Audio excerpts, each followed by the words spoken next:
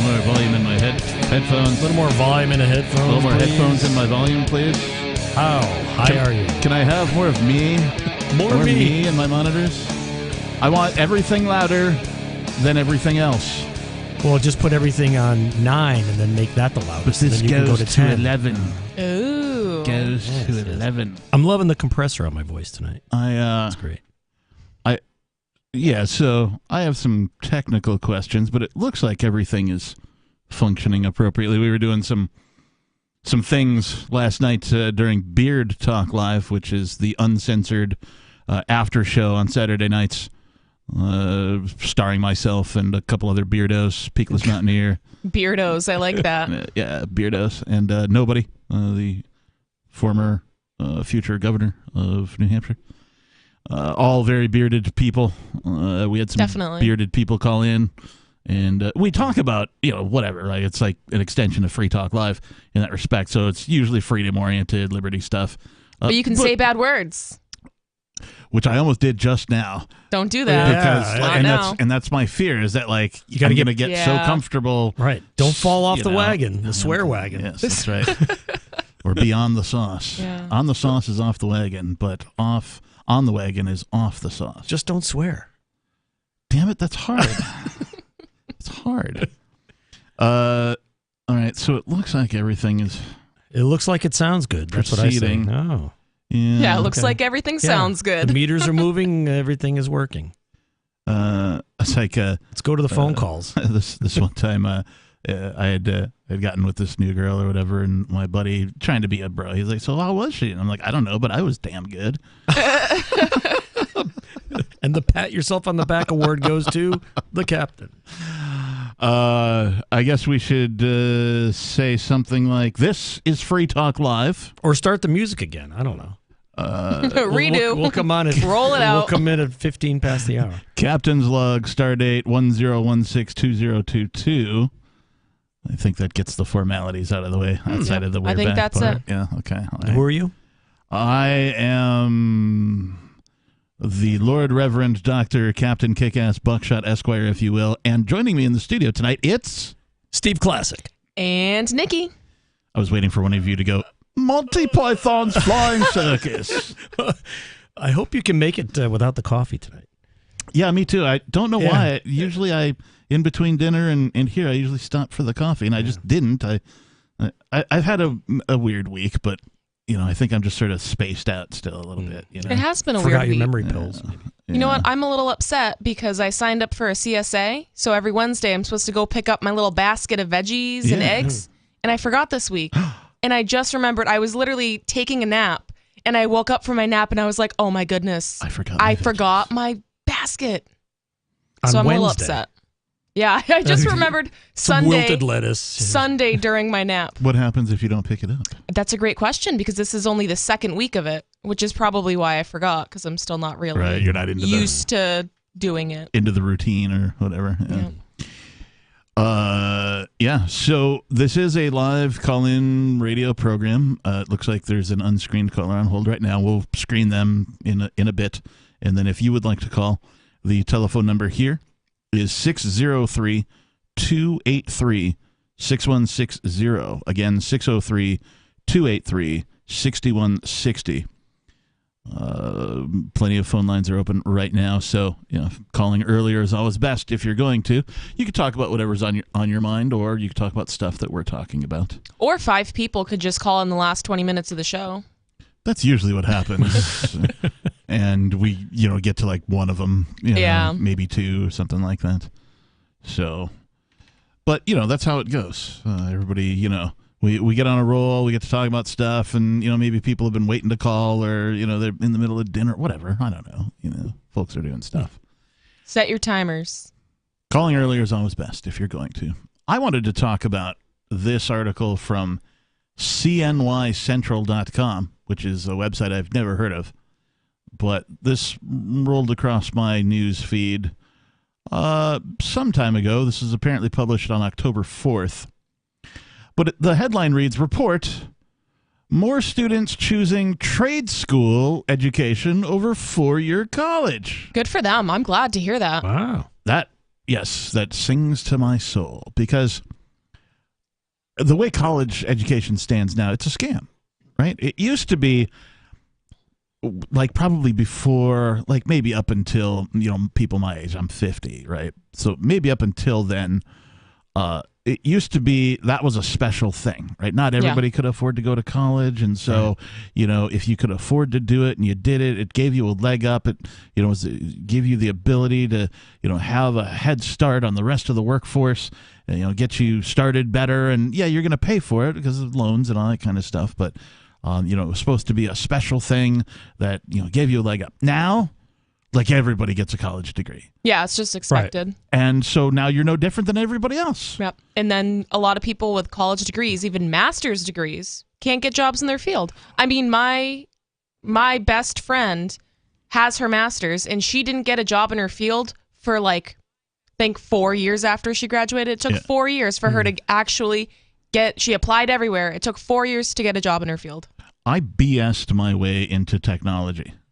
I turned what was a part-time telemarketing gig into a gig doing tech support because this particular company was hiring. They were an outsourcer for a large telephone company, and they were just hiring whatever, throwing it at the wall, seeing who would stick. And so you stuck. I BS'd my way into this job because I actually wanted to go work. This is in the Seattle area. I wanted to go work at Microsoft. And so one of my friends was an employee of Microsoft, and I was like, how do I... That's big in Seattle, right? Yeah, it's huge. Okay. Yeah. It's like Boeing, right? Yeah, it's huge. Or Starbucks. I think that's... Yeah, those are the three. You don't work for top those employers, three. Yeah. And so I was like, how do I, without a college degree, how do I get in? He's like, well, the easiest way is for you to do a contract job, right? Temp work. But you have to have some experience before anybody will. And I'm like, okay, well, I'll go find a way. Yeah. And so I got in with this outsourcer. They're hiring whomever. And I'm working with people fresh out of their 4 and 6 year degrees in like IT and web programming and internet technology and all this kind of stuff. And they're like, yeah, I can't believe this is the only job I could get.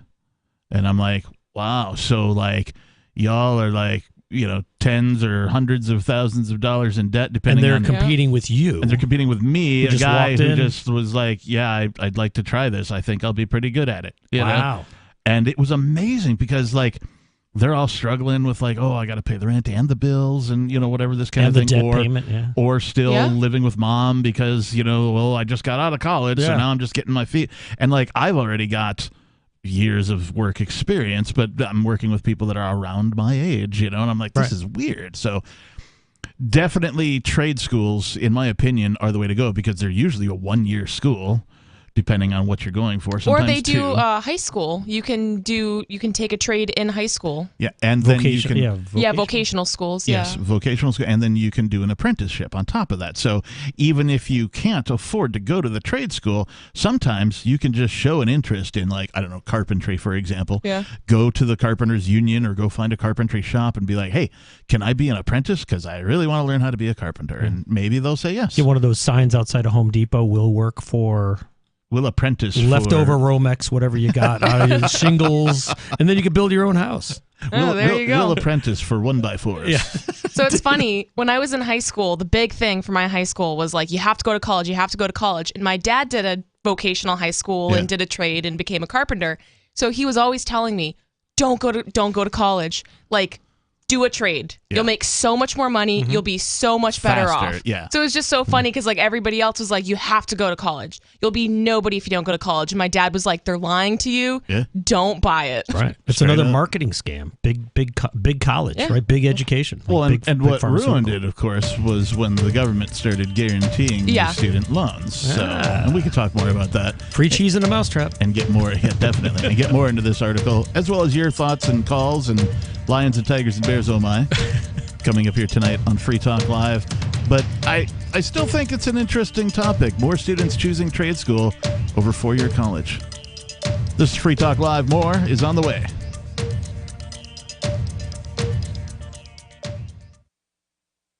Did you or someone you love work, live, or serve at Camp Lejeune between 1953 and 1988? If you or someone you know lived, served, or worked at Camp Lejeune between 1953 and 1988 and has cancer, Parkinson's disease, or another serious health issue, they are entitled to compensation. To see if they are eligible, they need to call Liberty Legal. Contaminants in the drinking water have led to these serious diseases, and legislation is now available for veterans and family members who may qualify for financial help from the government. There may be a time deadline, so don't wait. Call 888-918-1037. Anyone that has lived, worked, or served at Camp Lejeune from 1953 to 1988 and has had cancer, Parkinson's disease, or another serious health issue, the money is already set aside. 888-918-1037. 888-918-1037. Are you tired of governments murdering people around the world?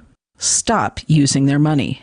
There is an alternative. Bitcoin is a stateless, free market, non-political currency. Bitcoin cannot be inflated or controlled by any government. By using their money, you are helping the state. Stop doing it. You have an incredible alternative available now. Learn it, use it, spread it. Get started with Bitcoin at Bitcoin.com. That's Bitcoin.com. If you want to know the latest about Free Talk Live before we go on the air, all you need to decide is how you want it delivered. It's your choice. Visit news.freetalklive.com to receive our usually weekly news updates by email. Plus, we have a Twitter account at twitter.freetalklive.com, and you can follow us on the decentralized Mastodon platform at toot.freetalklive.com. So please follow us at toot.freetalklive.com and sign up for our emails at news.freetalklive.com. We have some good news. The indictments against Ross Ulbricht in the District of Maryland were dismissed with prejudice, meaning they can never be refiled. This is especially good because those indictments contain the only charge ever made that Ross engaged in murder for hire. This was a serious allegation that Ross Ulbricht denies. It was never prosecuted or ruled on by a jury, but was trumpeted by the federal government and the media as if it were proven fact. The Maryland court held these indictments for almost 5 years, poisoning Ross's case and leaving him under a cloud of unproven allegations. As explained in Ross's appeal to the Supreme Court, the fact that the judge used these allegations to give Ross a draconian sentence of double life without parole violated his Sixth Amendment right to a jury trial. Judges are required to issue sentences based on convictions decided by a jury, not unproven allegations never even charged at trial. Although this is a positive development, the dropped indictment will not set Ross free. Now, a presidential pardon is Ross's only hope of freedom. Sign the petition at freeross.org. freeross.org. What if you want to hear the latest episode of Free Talk Live, but all you have is your phone, you forgot to download our archive, and you have no data connection? You can call our Listen line at 641-793-0191. That's a long-distance number, so you may incur charges. If not, listen as long as you want. 641-793-0191. The Free Talk Live Listen line, 641-793-0191.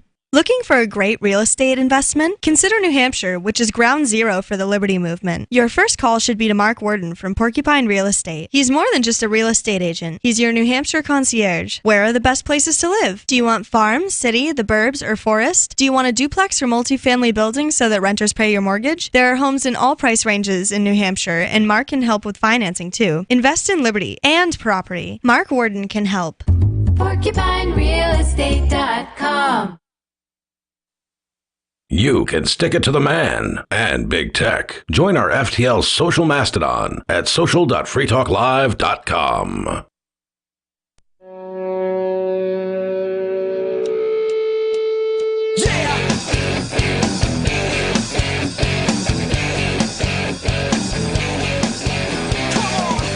And we're back. You got some phlegm there? Phlegm? It's like that Jeff Dunham skit Back. with Ahmed, the undead terrorist. Yeah, Jeff Dunham's funny. Who did I see recently? That was what's his name? It's no, it's not that. It's Nadvertiser? No, it's not an advertisement. Advertising for nads. I'll remember it later. It's not going to come to me if I just sit here and, well, it's bad radio to have silence. Yeah. So. Let me ponder this for a few more minutes. And he's got like a weird to pronounce last name too. Not like difficult, but it's just odd. And so once I remember it, I'll tell you. But until then, we can talk more. I want to talk more about the students choosing the trade school over the college. But we have a caller calling from Kentucky. It's the Domster. Dom, you are on Free Talk Live. Hey guys, I'm a podcast listener, so I'm always like a few days behind. But I've heard Ian talking a lot lately about sort of like border control and stuff, and experiences. So I've been doing a lot of international travel this year, so I wanted to give some perspective on the border guards. And then also, I just got back from the UK, so I wanted to give some insight on that. Was it great? So first of all, what's that? Was the UK great? I had a good time, yeah. But was it great? Was Britain great? Yeah. Oh, you're not going to like my answer, but yes, it was great. It was good. Okay, because I'm one of these people who wants to champion for Britain to just be called Britain.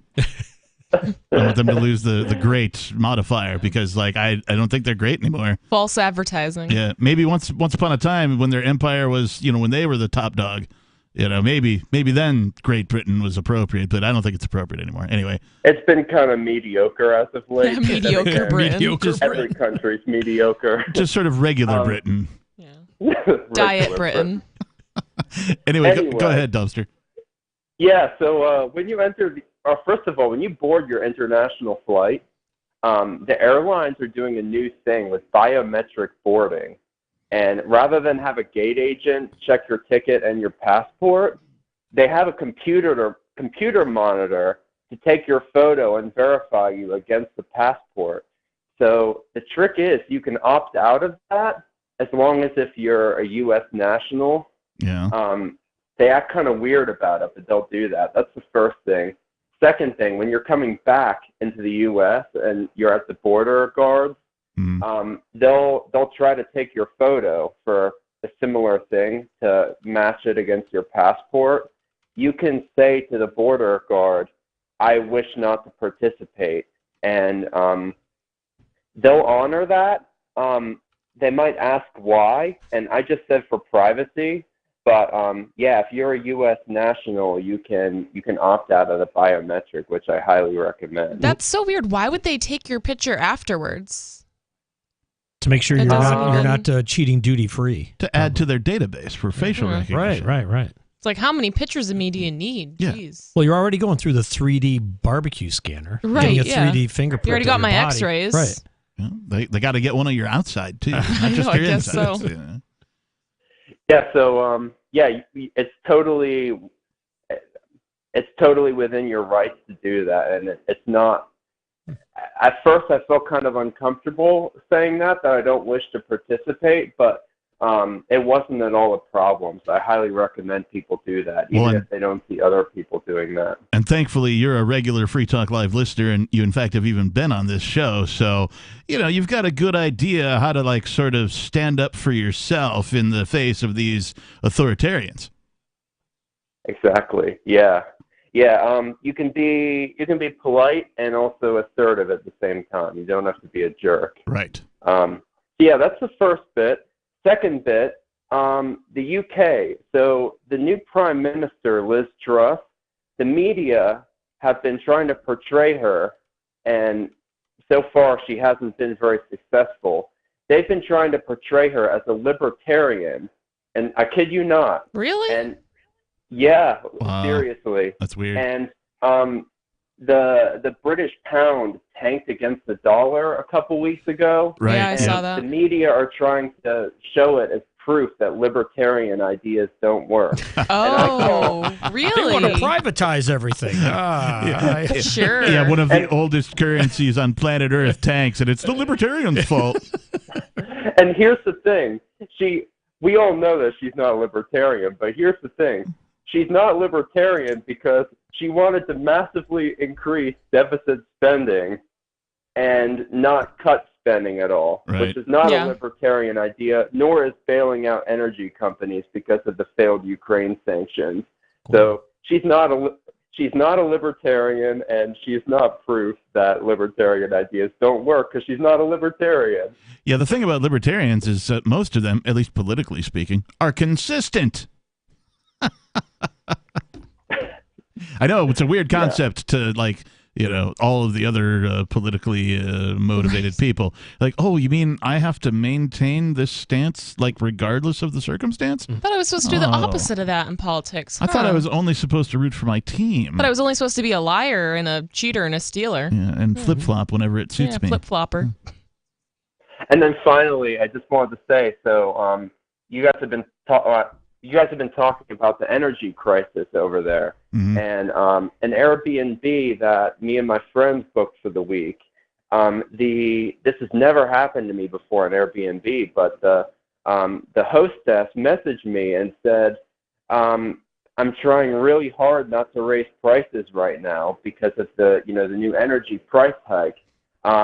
Basically, she asked me to shut off all the heat whenever I leave the house, the cottage. Wow.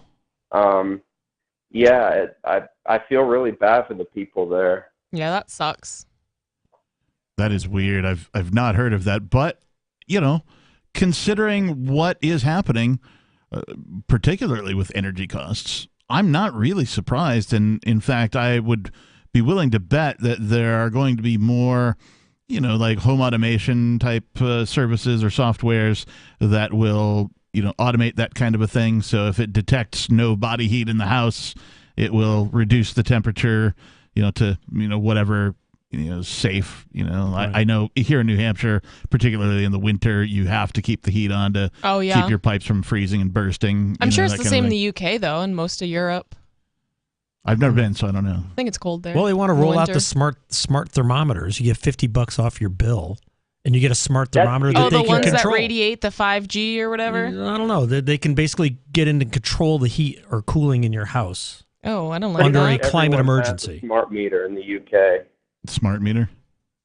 Yeah, it's what you're talking about. Like, tons of people have them. I don't think the energy companies give you an option to opt out of that. Oh, jeez. But yeah, in theory, they can just shut off your heat for whatever reason. Hey, Dom, do you have more to say? That's all. You guys have a good night. All right. Hey, thanks for the call, Don. We appreciate you. 603-283-6160. Have you had any interesting experiences traveling internationally like the Domster has? Give us a call. Let us know. It's Free Talk Live. More coming up.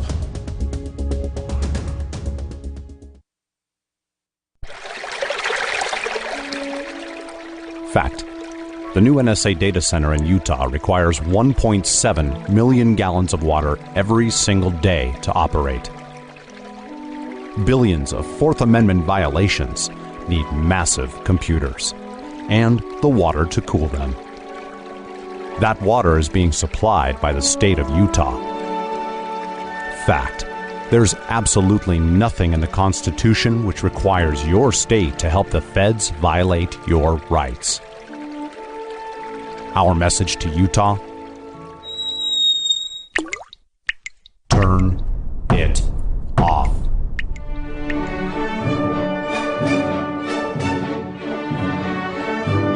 No water equals no NSA data center. Visit offnow.org.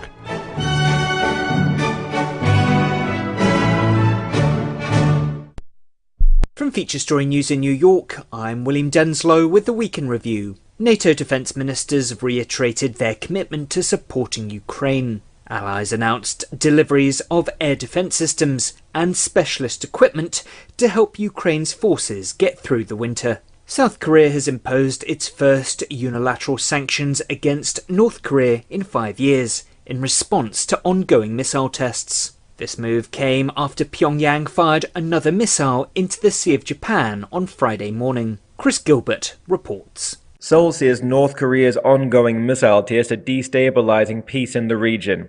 It's blacklisting more than 30 people and institutions involved in the missile launches.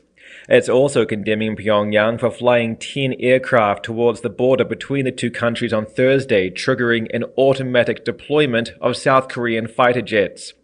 Seoul says the move violated a pact that bans hostile acts in the border area. North Korea's latest launch on Friday morning flew 650 kilometers before landing in the ocean short of Japanese territory. Pyongyang says that was a response to 10 hours of artillery fire by South Korea. The committee investigating the January 6th attack on the US Capitol has voted to subpoena former President Donald Trump.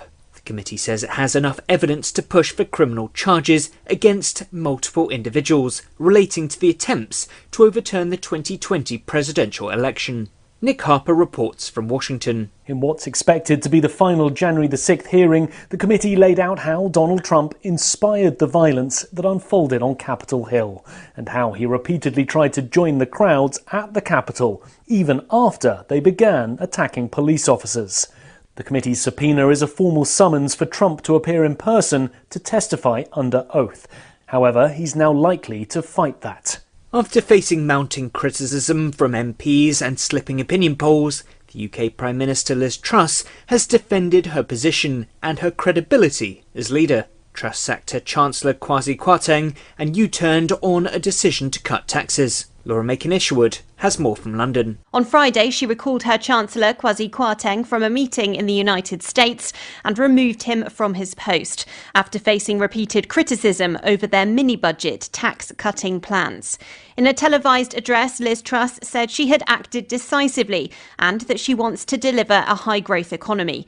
Jeremy Hunt, a well-known MP with significant government experience, now becomes the new Chancellor, a man Truss claims shares her ambitions for the country. And a US jury's recommended life in prison rather than the death penalty for Nicholas Cruz, who was 19 when he returned to a school in Parkland, Florida, that expelled him and opened fire, killing 17 people. From bureaus worldwide, this is Ever.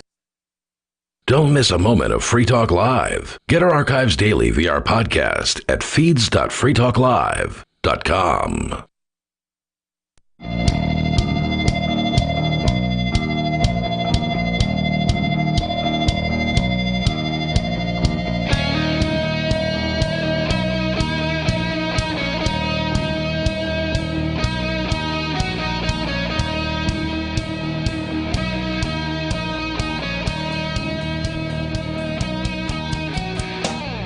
And we're back. Nice effort. Well done. Thank you. We are back. I've been practicing that. Yes? Every Sunday. You you like in the mirror before you Yep. get ready to head to And the show? we're back. You're like, Meow, meow. It's Nikki. I better practice. I like the meowing. I better practice my "and we're backs" before the show tonight. Yep. Do you like Do my vocal warm-ups. Yeah, do you do it in the car? La, la, la, la, la, la. And we're back. Okay. No. We'll do a barber shop. Right. What's a barber? Why does he have a shop? Ba, ba, ba, ba, Barber shop. What? Bomb Iran? What? No, not that. That's an actual parody exists. It's called Bomb Really? Iran of the Gosh. Beach Boys song Bob Iran. Yeah, it's yeah. It is Free Talk Live. The telephone number here is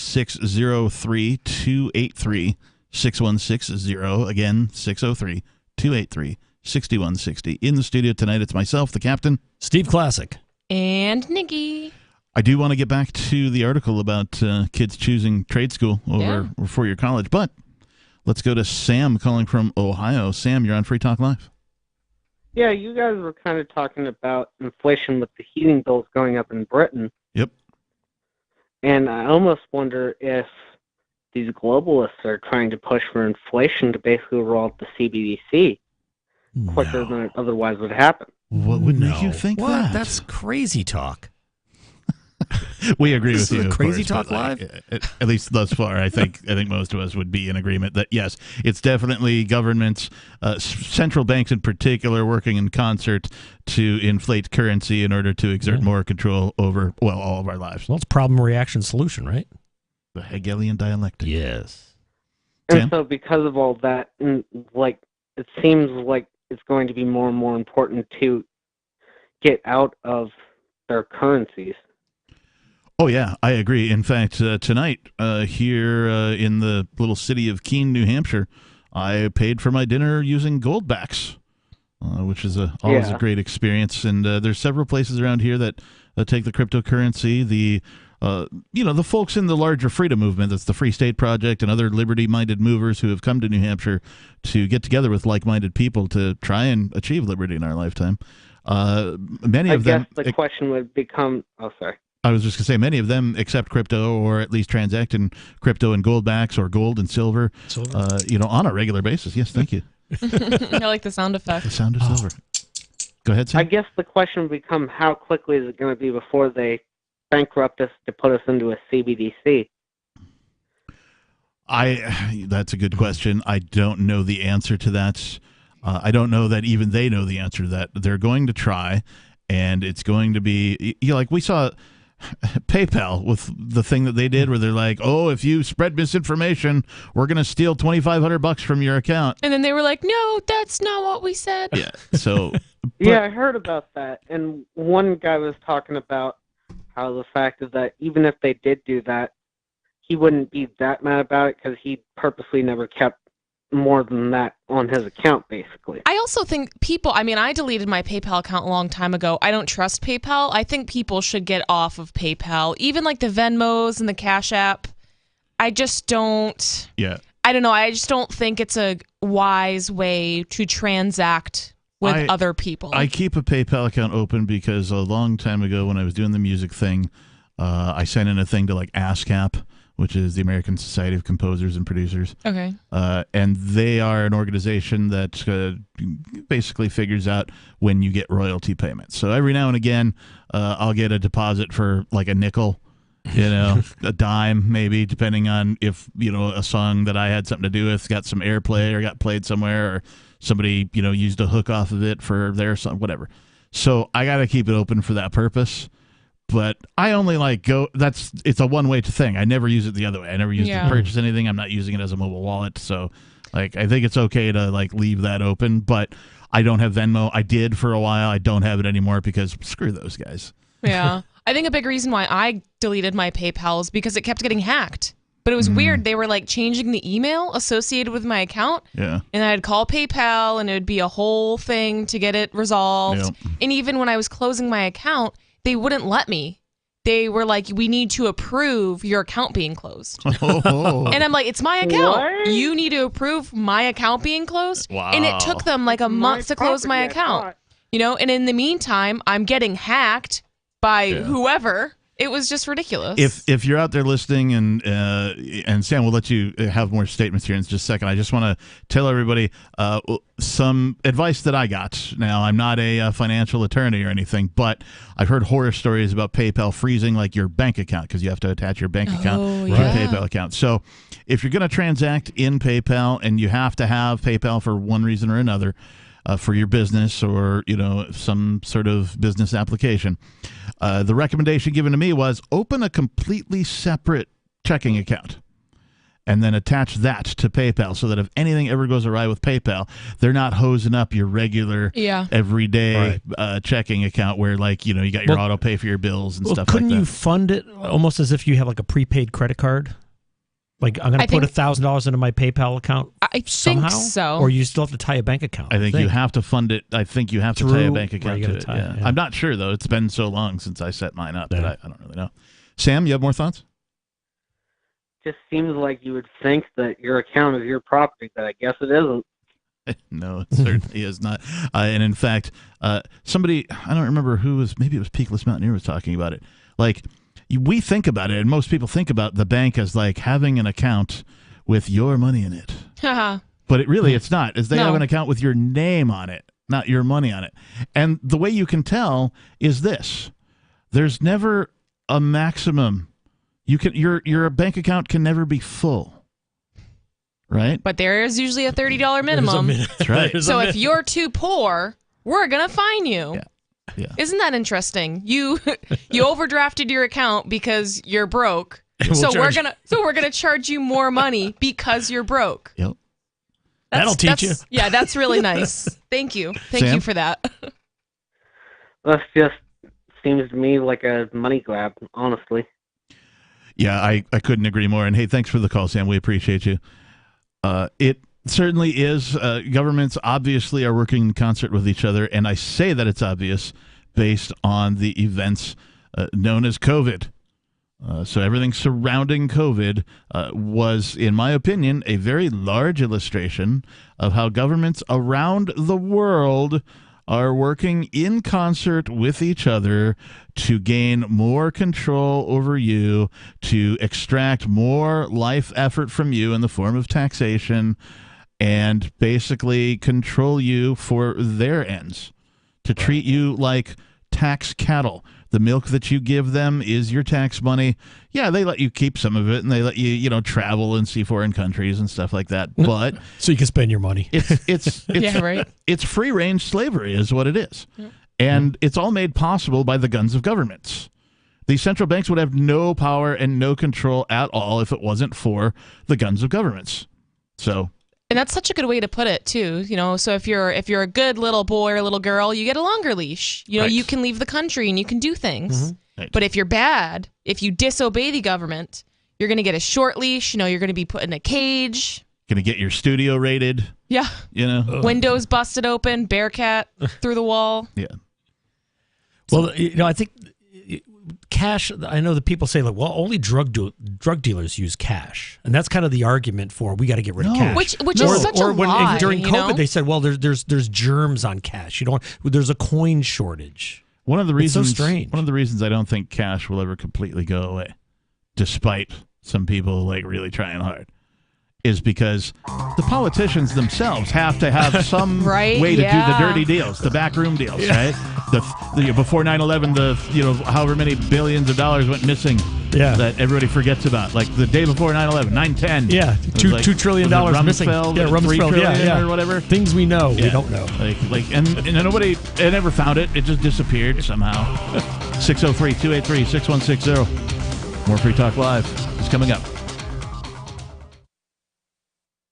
Why did you move to the Shire? I moved here to the Shire because there's other people around who take liberty just as seriously as I do.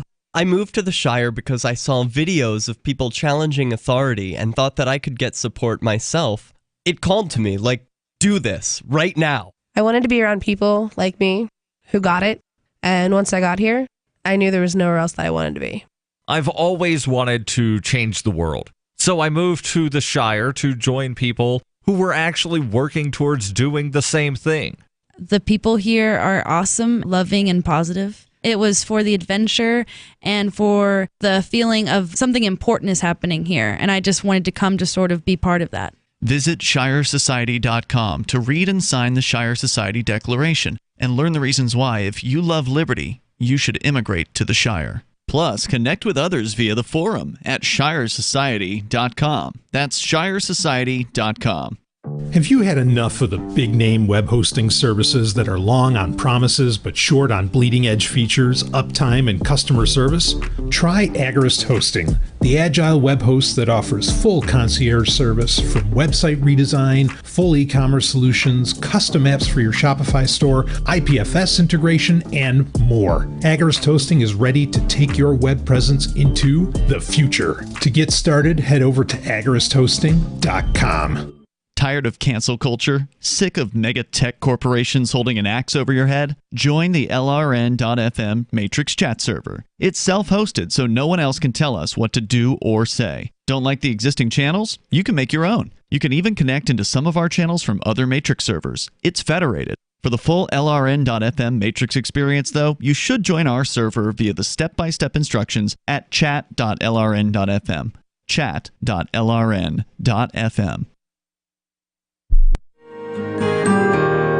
So the protection of life, liberty, and property is what the Free State Project is all about. But it's an effort to move 20,000 people who understand. It's about demonstrating to the entire country that, we can have a free market, a truly free market. Making it just a freer, great place to live. It's the world's largest voluntarist libertarian community, and it's only getting bigger. That's amazing, to be able to move to a place where other people like passionately believe in being free and independent. What the Free State Project is managing to do, though, is to put their money where their mouth is. It's physically getting up across the country and saying, let's go someplace and let's demonstrate the power of these ideas. There's a lot of kind of philosophy that surrounds liberty. There's a lot of thinking about it and talking about it. But here in New Hampshire, people are doing it.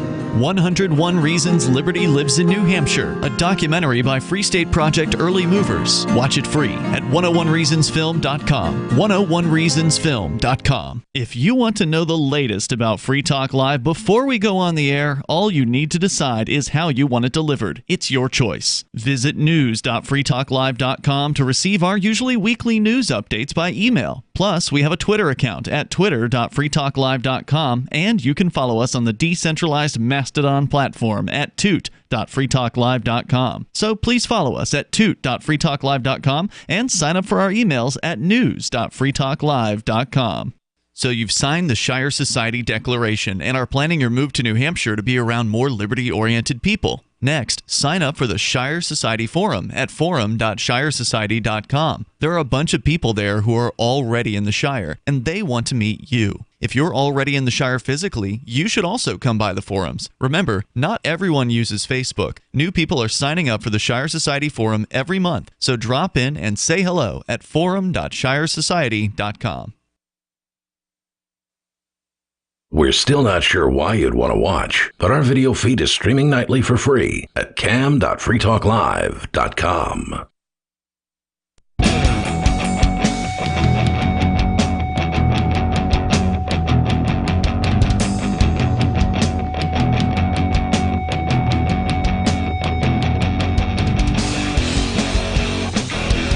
And we're back.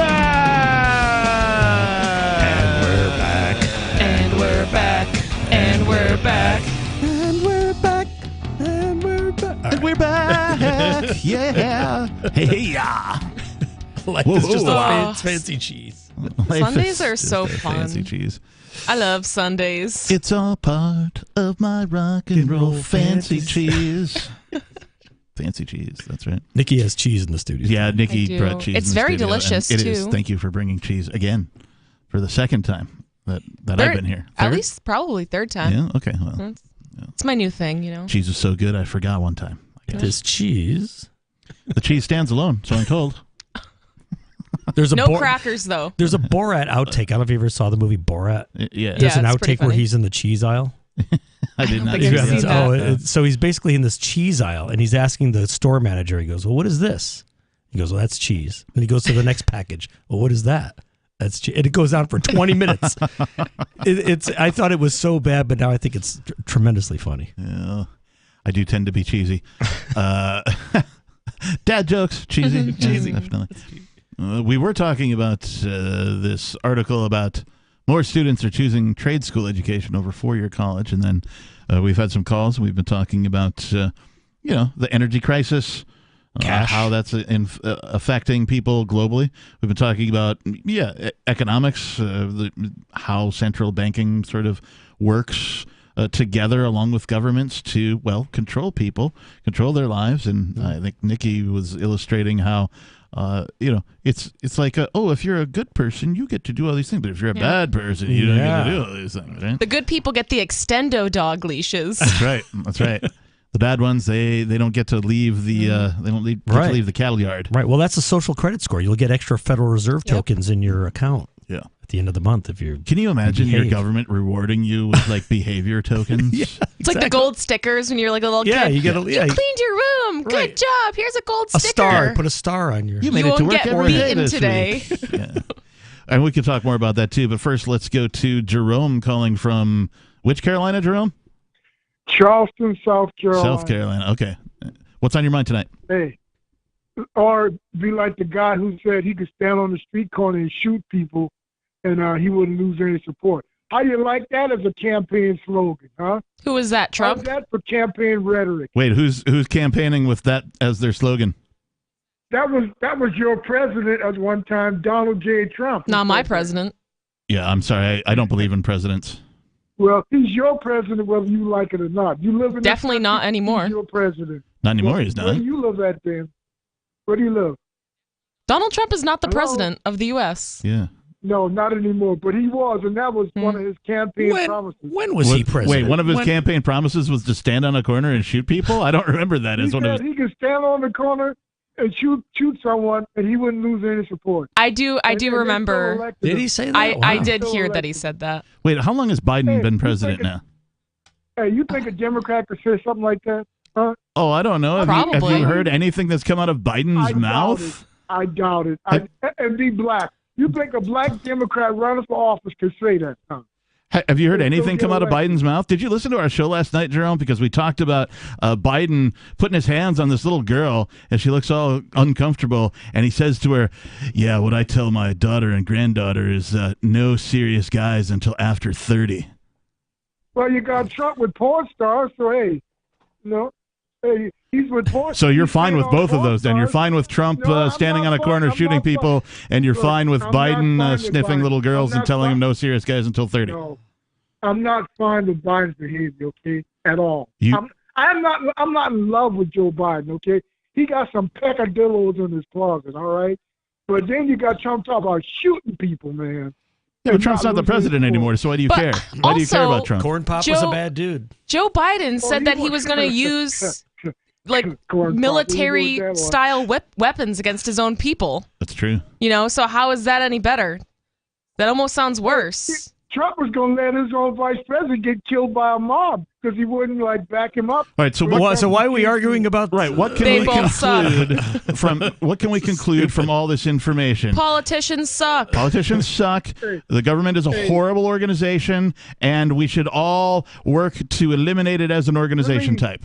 Let me ask you a question, okay? Please indulge me. Is Trump going to appear before that committee since they subpoenaed him? What I do don't you know. think the chances are? Dude, you know how it goes. They're going to investigate themselves and find they did nothing wrong. No. Is Trump going to appear before that committee that is investigating the January 6th riot? I couldn't tell you. I'm not a psychic. I have don't no think he's idea. legally required to. You know what? Oh yeah. Hey, you know yeah. what the chances are him appearing before that? Of me Zero. having your baby. About as Hey, safe as men me can get having pregnant. your baby. Yeah, I'm told that can happen now, Yeah. Jerome. I don't have any evidence New of this. but science. And you know that ain't gonna happen. Yeah. I'm not going to impregnate you. Don't I- worry. I can't. Yeah, I hope you don't have Trump's baby either, Jerome. Yeah, hell of a haircut. Ain't no way in hell I'd be having that monster. Oh man.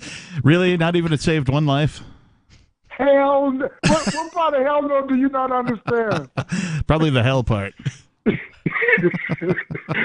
All right, I gotta go, man. Thanks for the call, Jerome. We appreciate you.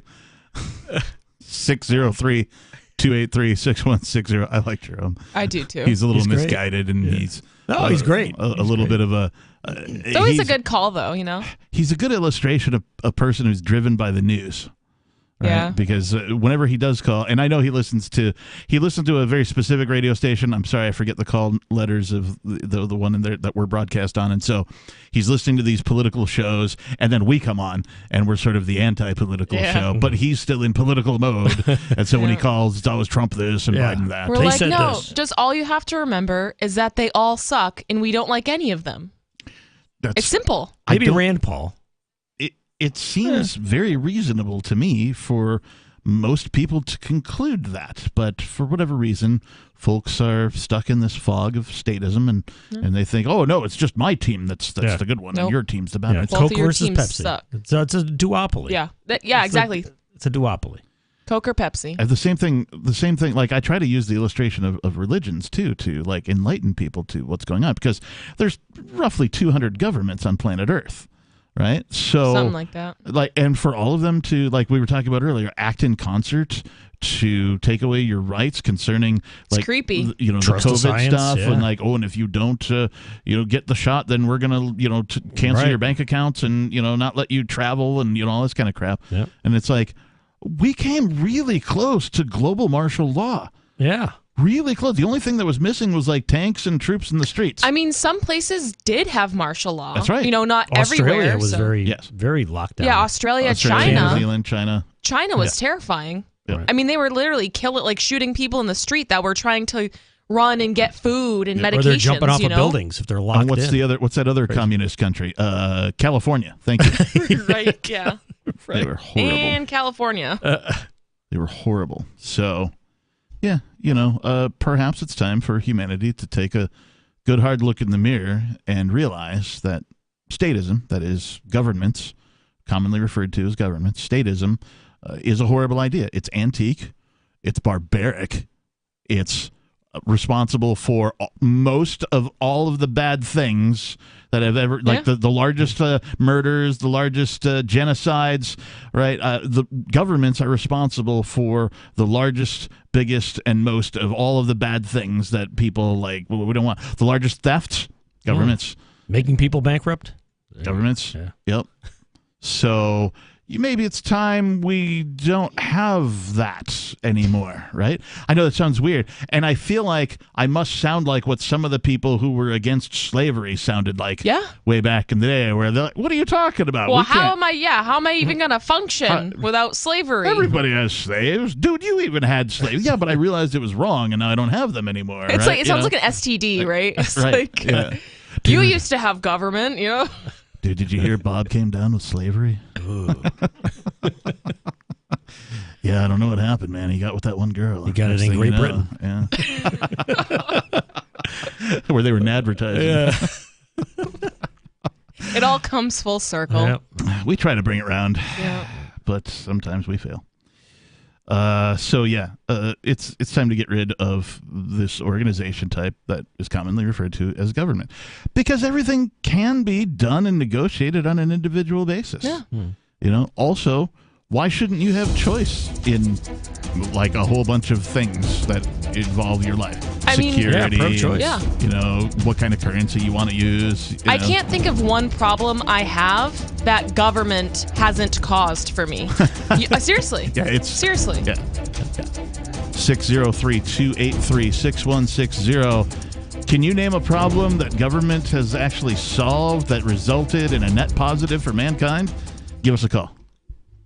Did you or someone you love work, live, or serve at Camp Lejeune between 1953 and 1988? If you or someone you know lived, served, or worked at Camp Lejeune between 1953 and 1988 and has cancer, Parkinson's disease, or another serious health issue, they are entitled to compensation. To see if they are eligible, they need to call Liberty Legal. Contaminants in the drinking water have led to these serious diseases, and legislation is now available for veterans and family members who may qualify for financial help from the government. There may be a time deadline, so don't wait. Call 888-918-1037. Anyone that has lived, worked, or served at Camp Lejeune from 1953 to 1988 and has had cancer, Parkinson's disease, or another serious health issue, the money is already set aside. 888-918-1037. 888-918-1037.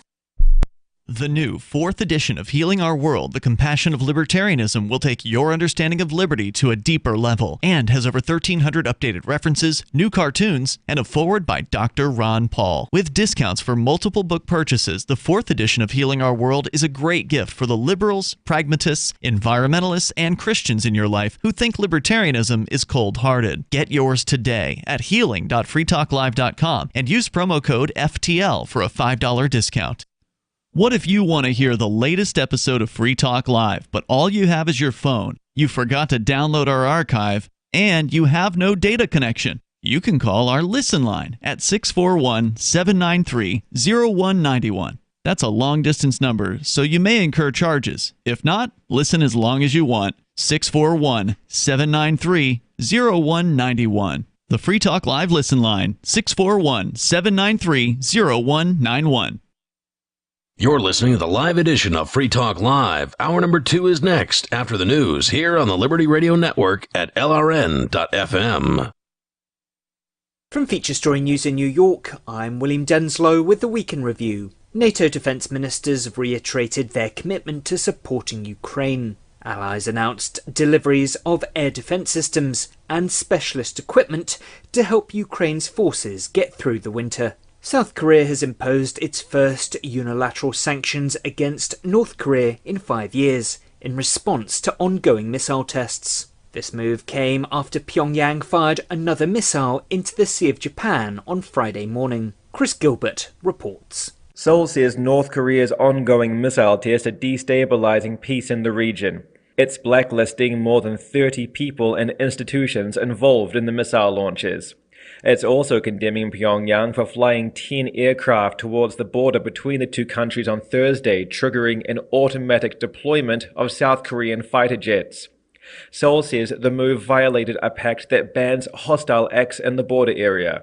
North Korea's latest launch on Friday morning flew 650 kilometers before landing in the ocean short of Japanese territory. Pyongyang says that was a response to 10 hours of artillery fire by South Korea. The committee investigating the January 6th attack on the US Capitol has voted to subpoena former President Donald Trump. The committee says it has enough evidence to push for criminal charges against multiple individuals relating to the attempts to overturn the 2020 presidential election. Nick Harper reports from Washington. In what's expected to be the final January the 6th hearing, the committee laid out how Donald Trump inspired the violence that unfolded on Capitol Hill and how he repeatedly tried to join the crowds at the Capitol, even after they began attacking police officers. The committee's subpoena is a formal summons for Trump to appear in person to testify under oath. However, he's now likely to fight that. After facing mounting criticism from MPs and slipping opinion polls, the UK Prime Minister Liz Truss has defended her position and her credibility as leader. Truss sacked her Chancellor Kwasi Kwarteng and U-turned on a decision to cut taxes. Laura Macon-Isherwood has more from London. On Friday, she recalled her Chancellor Kwasi Kwarteng from a meeting in the United States and removed him from his post after facing repeated criticism over their mini-budget tax-cutting plans. In a televised address, Liz Truss said she had acted decisively and that she wants to deliver a high-growth economy. Jeremy Hunt, a well-known MP with significant government experience, now becomes the new Chancellor, a man Truss claims shares her ambitions for the country. And a US jury's recommended life in prison rather than the death penalty for Nicholas Cruz, who was 19 when he returned to a school in Parkland, Florida, that expelled him and opened fire, killing 17 people. From bureaus worldwide, this is FSN. With FSN Spotlight, I'm Simon Marks. Global wildlife populations have fallen by nearly 70% in less than 50 years. That's according to the latest study by the World Wildlife Fund. Its Living Planet report has assessed 5,000 species of birds, amphibians, reptiles and fish worldwide and mapped how those populations have changed over the decades. They're now calling for immediate action to halt what they call a nature and climate crisis.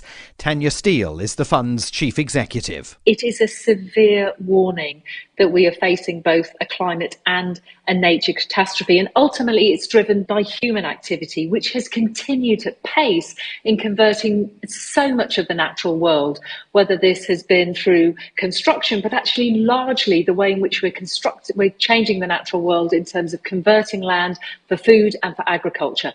Importantly, world leaders have been missing in action despite dire warnings over repeated years, and we need them to step forward and put in place an action plan before it is too late. She says there is a very, very short window for action, and while conceding that the war in Ukraine and other international developments are siphoning away the attention of many world leaders, she says the evidence of the impacts of climate change themselves speak volumes about the need to give the issue immediate focus.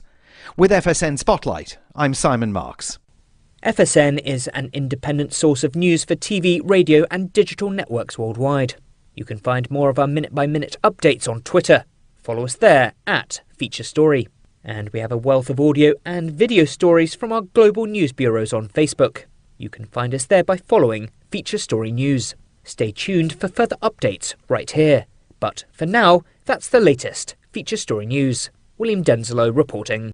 In a statement this week, famed actor and television icon Dick Van Dyke confessed to being the Zodiac Killer, responsible for terrorizing Northern California in the late 1960s and early 1970s. The 85-year-old actor, known for his television and film appearances in classics such as Chitty Chitty Bang Bang, Mary Poppins, and The Dick Van Dyke Show, said he committed the Zodiac murders but also killed over 37 additional people. Van Dyke said, quote, "It was unbelievably easy for me to go kill someone, come back to Burbank, and get on set. It was actually part of the fun to see if I could book a flight and make it back in time." Van Dyke's confession is corroborated by several eyewitnesses describing the Zodiac Killer as, quote, "a gangly, loose-limbed man with a toothy grin and a spring in his step." In other news, the open dialogue two Americans are having about race is pretty hilarious. A husband is experimenting with an open marriage, and a f***ing loser is at a movie all by himself. This episode of The Onion Week in Review was paid for, funded, and entirely created by The Onion, and in no way benefited from cheap, thankless viewers like you. For more, keep checking theonion.com.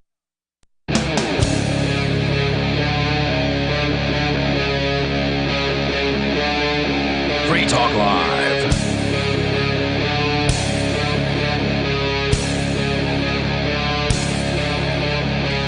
And we're back. Back. We tried. Back. But we're not back AF.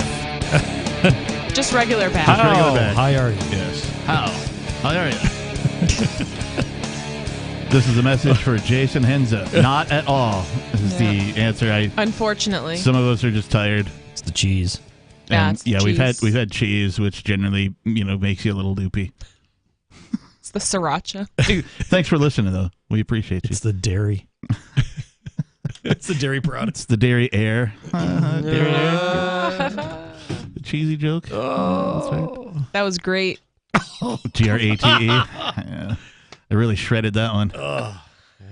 That was a good. That was a very good one. This show is melting now. It's getting little crusty edges around it. Man. Yeah. I'm baking in the oven. You're making me hungry. Give you some macaroni and cheese You're with the the one Ritz cracker. You're the one who brought crust. the cheese. Wagon wheel. Yeah, it was wagon hungry. wheel. A wheel of cheese. You ate an entire wheel of cheese? A wheel. I'm not even mad. That's impressive. This is Free Talk Live. The telephone number is 603-283-6160. Again, 603-283-6160. In the studio, it's myself, the captain. Steve Classic. And Nikki. Let's just go to your calls and thoughts. We have Major Payne calling from Michigan. Major, you're on Free Talk Live. Evidently, I'm dealing with cultured programming. Oh, yeah, that makes my blood curdle. Oh, oh, goodness. Yeah. Clog your veins. I hope you haven't had your shot. What's on your mind, Major? Well, anyway, I can think of three things that I guess the government's done to improve things. And one of them, I'll save the best for last, I was actually a part of. The first one I would say that popped into my head would be like the Hoover Dam.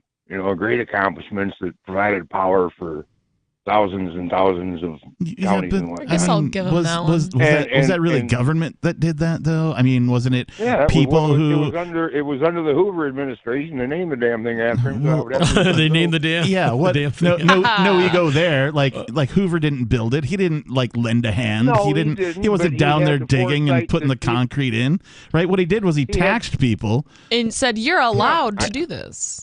I understand that, but he could have took that government money and wasted it on something much more fruitless. Okay? The second thing that popped into my head was the Army Corps of Engineers, all the work they've done along the Mississippi River and whatnot.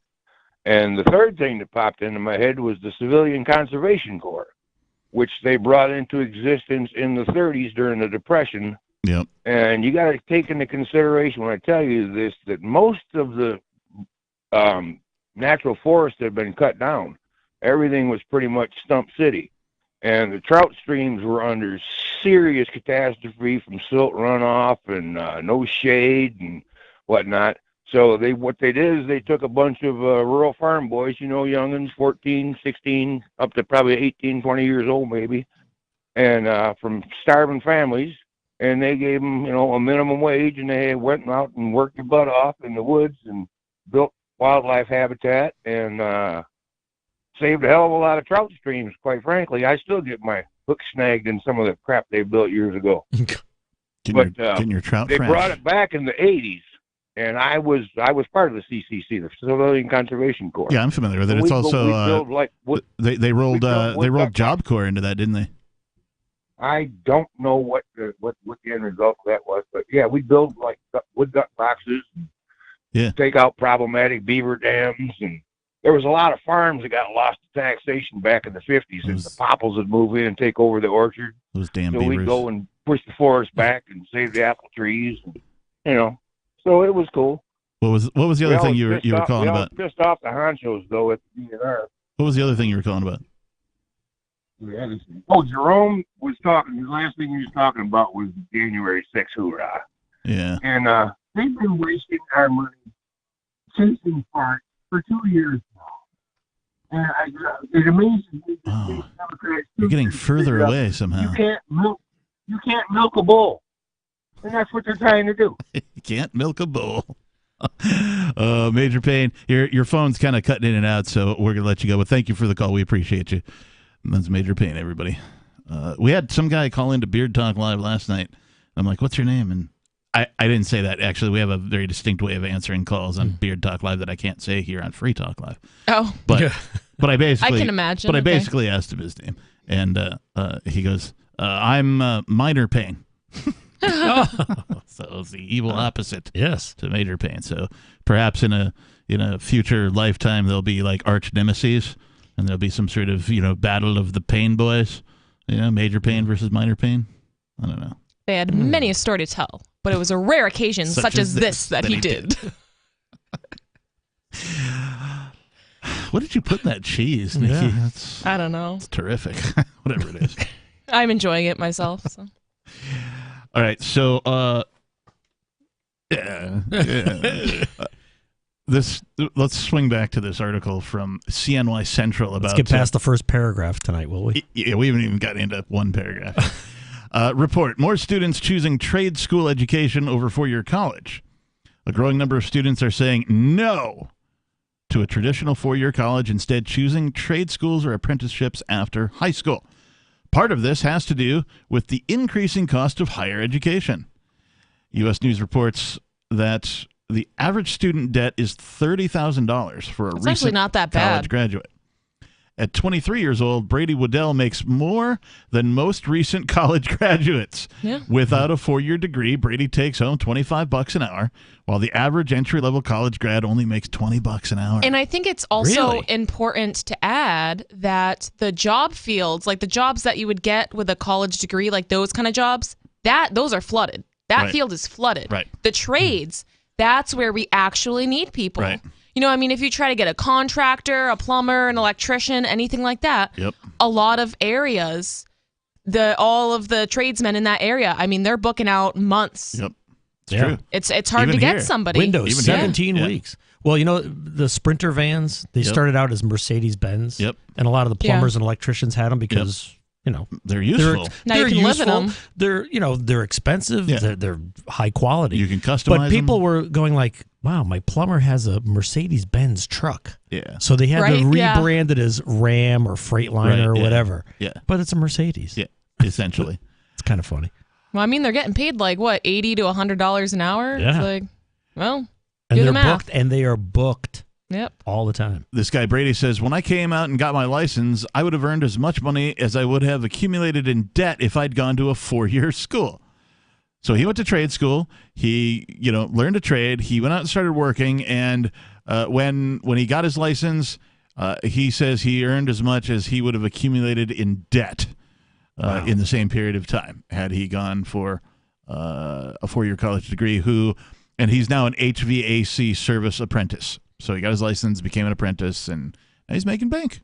Yeah. Good for him. Why do you need a license though? Well, because That's the you can't real do rub. anything That's without the government real rub on the permission. trades, like a license. I don't think in New Hampshire you have to have a license. It just has to meet code. Yeah, you do, I think. You do? I think you do. Well, so I did have to hire an electrician when I bought my house, and they were licensed. I don't know if that was if you had to be. Unless you're doing the work But he yourself. was. If you're doing the work yourself, obviously you don't have to be licensed, but you have to do it to code though. Yeah. So, but why do you need a license? Which means the government's I need gotta a be involved license to anyway, work in New Hampshire. I can't, build anything or do your electrical work, but I still need a license. So do they quiz you? I mean, to you get just a have to license. pay. No, you pay money. Pay. Yeah, It's a fee. just about there's the no- cheddar. It's like getting your fishing license. So You there's fill no out a form, verification. you fill out a form. I mean, Sometimes they'll do a background. I mean, for like nursing at least, they do a background check and some other things like that. But it's mainly like, give us some money, jump through a few hoops, go to the police station, get fingerprinted, and then we'll let you work. Four-year universities have long been considered the ticket to the good life, but they're also leaving more and more students drowning in debt. I had to start getting a second job to start paying them off, one graduate told the National Desk. The undergraduate student body dropped by nearly 1.4 million students, or 9.4% during the pandemic. Many are just trying to avoid leaving college with a whole bunch of debt. More Free Talk Live is coming up. Did you or someone you love work, live, or serve at Camp Lejeune between 1953 and 1988? If you or someone you know lived, served, or worked at Camp Lejeune between 1953 and 1988 and has cancer, Parkinson's disease, or another serious health issue, they are entitled to compensation. To see if they are eligible, they need to call Liberty Legal. Contaminants in the drinking water have led to these serious diseases, and legislation is now available for veterans and family members who may qualify for financial help from the government. There may be a time deadline, so don't wait. Call 888-918-1037. Anyone that has lived, worked, or served at Camp Lejeune from 1953 to 1988 and has had cancer, Parkinson's disease, or another serious health issue, the money is already set aside. 888-918-1037. 888-918-1037. Do you feel like your nation, state, or community no longer holds your values? Have you dreamt of a place where people agree that liberty is important and are free to pursue their projects so long as they respect the property of others? There are many people just like you that are discovering freeprivatecities.com. Their social media links are at the upper right of the page at freeprivatecities.com. All skill levels will be needed when the first of the Free Private Cities opens. It's sooner than you think. Stop arguing and build. freeprivatecities.com. Are you tired of your taxes funding endless occupations around the world? Antiwar.com is run by people who understand that wars abroad become wars at home, wars on our freedoms. Antiwar.com is dedicated to bringing you the latest in news, views, interviews, and reviews from the top movers and shakers in the anti-occupation movement. Antiwar.com has it all, from thorough foreign policy analysis to interviews with whistleblowers who used to run the military-industrial complex. Anti-war, pro-free market. That's antiwar.com. If you're looking for work, the person you are applying to may be even more nervous than you are. And the way things are now, your references have never been more important. Here are 3 tips. First, know that employers are checking. Every hire is under the microscope these days. Second, they won't just be checking references you provide. Figure that all of your ex-employers will get a call and be asked, would you hire him or her again? Third, assume you will be Googled. So before you apply, remove all those party animal photos from your Facebook page. Even if you're not in the job market, effective communication skills have never been more important, with money and attention so scarce now. For more tips for job seekers and getting better results in all your day-to-day communication, hit survivalspeech.com. I'm Holland Cook. Tired of cancel culture? Sick of mega tech corporations holding an axe over your head? Join the LRN.FM Matrix chat server. It's self-hosted, so no one else can tell us what to do or say. Don't like the existing channels? You can make your own. You can even connect into some of our channels from other Matrix servers. It's federated. For the full LRN.FM Matrix experience, though, you should join our server via the step-by-step instructions at chat.lrn.fm. Chat.lrn.fm. Is oral health important to you? If you don't like your own teeth, fresh breath, or kissing people, then by all means stop listening. Several years ago, I met Jessica Armand, founder and CEO of My Magic Mud, and I became passionate about the product that she created and never want to live without it. It's clinically proven to whiten teeth, but I find it does much more. They want you to love My Magic Mud as much as I do, so they're giving you a money-back guarantee plus 20% off. Go to mymagicmud.com and use coupon code FTL20 at checkout. mymagicmud.com, FTL20.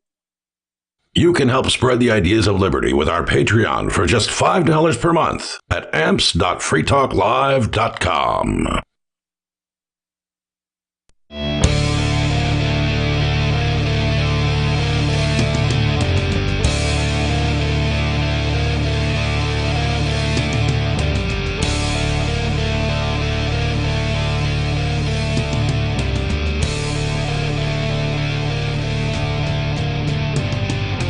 And we're back.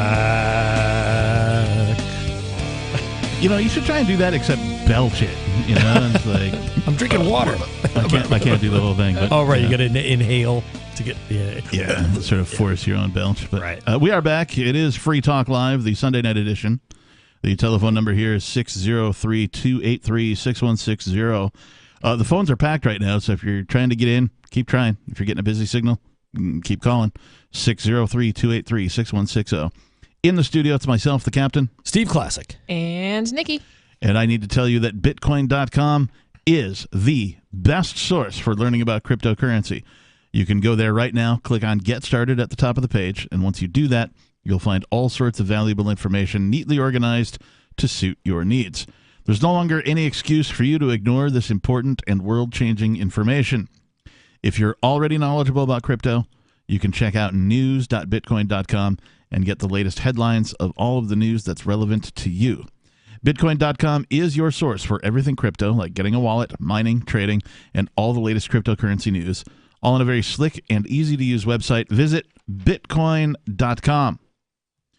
All right, well, without further ado, let's go to...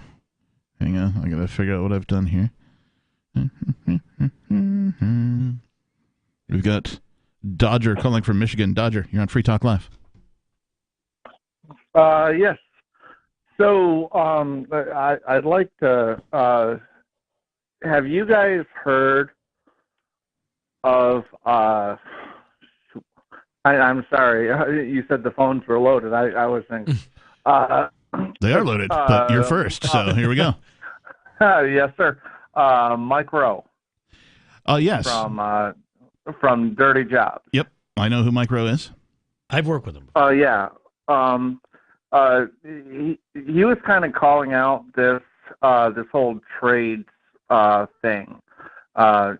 Essentially, where the teachers' unions and the government were just pushing college on people, and that there's a great podcast that he was on that I heard where he mentioned a poster that he saw in the guidance counselor's office that said, "Work smart, not hard," and it showed essentially a college grad throwing off his cap, the work smart, and then the next work hard, where it showed essentially like it looked like a mechanic with like a giant pipe wrench over his shoulder or something. Yeah. And the thing is, I work in the industry, and which industry? It's kind of you're a tradesman. Well, yes. I'm a tile layer. Okay, all right. Essentially. Sure. It's there's an art to it. Yeah. There really is, and I don't understand because the owner of the company, he's scheduling jobs up to 6 months out. Nice. At this point, because there just aren't enough people to do the jobs. I mean, it's kind of beneficial for me because, at this point, I can essentially name my price. Nice. For doing what I do, but also because I'm traditionally a carpenter. Carpenters are underpaid. Just check it out. Carpenters, even though they essentially deal with every aspect of your house. Yep. So somebody will hire a plumber or an electrician for $100 an hour. Right. Without batting an eye. But then when a carpenter wants to ask $50 an hour for the work that a carpenter does, people start batting an eye, and it's like carpenters are really necessary. Yeah, they are. The thing about the trades, too, that I want to point out to our listeners is that in addition to, if you want to find like a full-time sort of a gig, Monday through Friday type of thing, like this is a skill set that you can use to hustle off that as well. Yeah, absolutely. Right, so you could do your own side jobs and that kind of thing. Okay, so I picked up a side gig because of my skills. Yeah. I'm not sure if you guys know if I say pouring a pan, but that's a shower pan. Okay. To be tiled. $1,000. Nice. At least. How much time? How much time does that take to do that for that amount of money? I mean, do you have your hourly figured out? I do. It's roughly about $125 an hour. Nice. That's awesome. And I think I'm a big one for conspiracy theories. So I just always think that the reason why they're pushing college so much is because they don't want people to have legitimate, useful skills. And I'm not really trying to say that, accountants and people in those sort of fields aren't useful, but my brain always goes to, if, like, the S hits the fan right, and we're in, like, an apocalypse type situation, do you care if you have an accountant? No, you want a carpenter. You want people to be able to work on your house. You want farmers. You want physicians. Physicians, like people with legitimate, useful skills. And I feel like the powers that be don't want there to be a lot of people that are mechanically inclined and know how to do electrical stuff. And, that's just what my mind goes to. So what I do is rather niche. And I can do some electrical, some plumbing.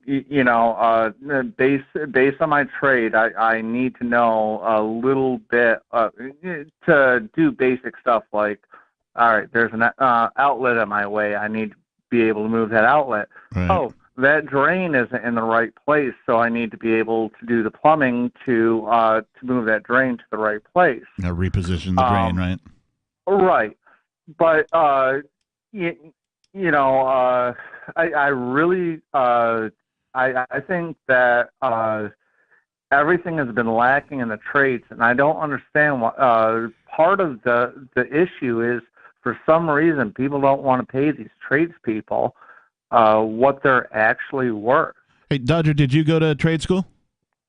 No, I didn't. I learned on the job. I've learned from some very smart people. So basically, apprenticeship, and now you're a tradesman? Yes, sir. Awesome. I mean, essentially, that's what it came down to. It's a passion of mine. It always was. I got out of the service industry because I was sick of dealing with, essentially the service industry. Yeah. Hey, Dodger, we appreciate the call. Good luck, man. Good luck, man. We appreciate it. 603-283-6160.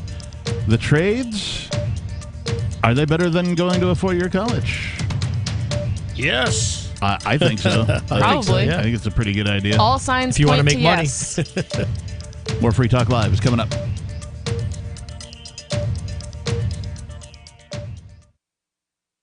Did you or someone you love work, live, or serve at Camp Lejeune between 1953 and 1988? If you or someone you know lived, served, or worked at Camp Lejeune between 1953 and 1988 and has cancer, Parkinson's disease, or another serious health issue, they are entitled to compensation. To see if they are eligible, they need to call Liberty Legal. Contaminants in the drinking water have led to these serious diseases, and legislation is now available for veterans and family members who may qualify for financial help from the government. There may be a time deadline, so don't wait. Call 888-918-1037. Anyone that has lived, worked, or served at Camp Lejeune from 1953 to 1988 and has had cancer, Parkinson's disease, or another serious health issue, the money is already set aside. 888-918-1037. 888-918-1037. From Feature Story News in New York, I'm William Denslow with the Week in Review. NATO defence ministers have reiterated their commitment to supporting Ukraine. Allies announced deliveries of air defence systems and specialist equipment to help Ukraine's forces get through the winter. South Korea has imposed its first unilateral sanctions against North Korea in 5 years in response to ongoing missile tests. This move came after Pyongyang fired another missile into the Sea of Japan on Friday morning. Chris Gilbert reports. Seoul says North Korea's ongoing missile tests are destabilizing peace in the region. It's blacklisting more than 30 people and institutions involved in the missile launches. It's also condemning Pyongyang for flying 10 aircraft towards the border between the two countries on Thursday, triggering an automatic deployment of South Korean fighter jets. Seoul says the move violated a pact that bans hostile acts in the border area. North Korea's latest launch on Friday morning flew 650 kilometers before landing in the ocean short of Japanese territory.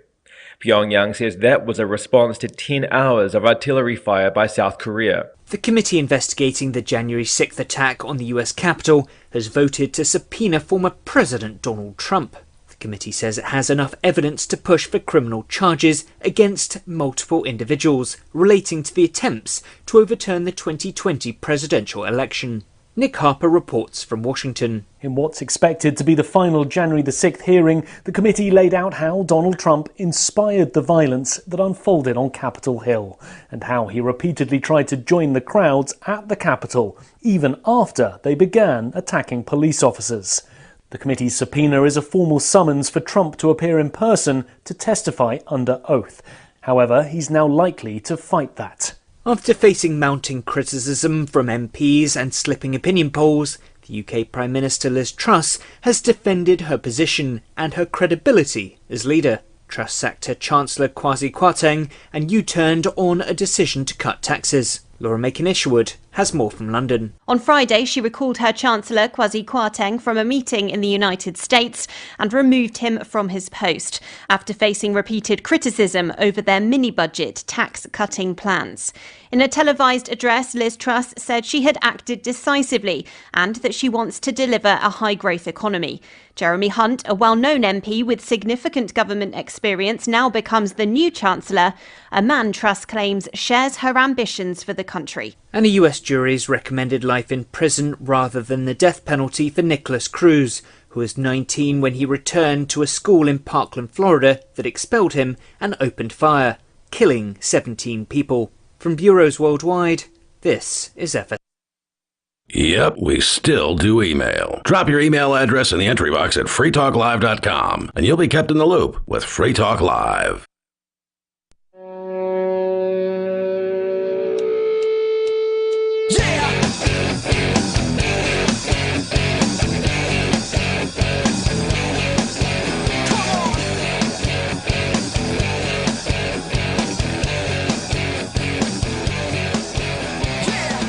And we're back. Come on! Yeah! Ha ha! He's laughing at you. They're all gonna laugh at you. I tried my best. This is Free Talk Live. The telephone number is 603-283-6160. We still got a couple callers on hold. The lines are no longer packed, so if you want to get in, now's your time. In the studio, it's myself, the captain. Steve Classic. And Nikki. Do you really want liberty in your lifetime? Yes. Yes. Me too. Later this year, Mark Edge of Free Talk Live is speaking at Free Cities Foundation's annual conference, Liberty in Our Lifetime. It's being held in the beautiful city of Prague, October 21st through 23rd, so it's coming up pretty quick. And it showcases autonomous cities and intentional communities that are springing up all around the world, offering opportunities for settlers to live freer lives. The conference theme is Parallel Structures for Progress, and will explore physical developments and parallel structures emerging in education and finance that offer alternatives for people looking for better ways to learn, educate their children, and invest in their future. Free Private Cities is offering all Free Talk Live listeners a special 20% discount on tickets, which can be claimed when checking out on their Eventbrite site using the promo code FTL20. That's FTL as in Free Talk Live, and then the digit 2 and the digit 0, FTL20. To find out more about the conference, visit lifetimeliberty.com, and you can follow the conference Twitter using the handle @LibertyIOL. Make sure you get your ticket soon and take advantage of the discount. If you want to buy your ticket in Bitcoin, you can drop them a Twitter direct message for instructions on how to do that.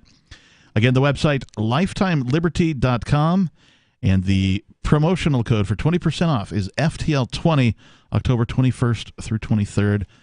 Say hi to Mark Edge when you're in Prague. All right, let's go to your calls and thoughts. We've got Bad Slave calling from New Hampshire. Bad Slave, you're on Free Talk Live. Wow, thanks for taking my call. I want to talk about Jerome. All right, what about him? Sure. Yeah, one of his particular annoyances is he keeps bringing up this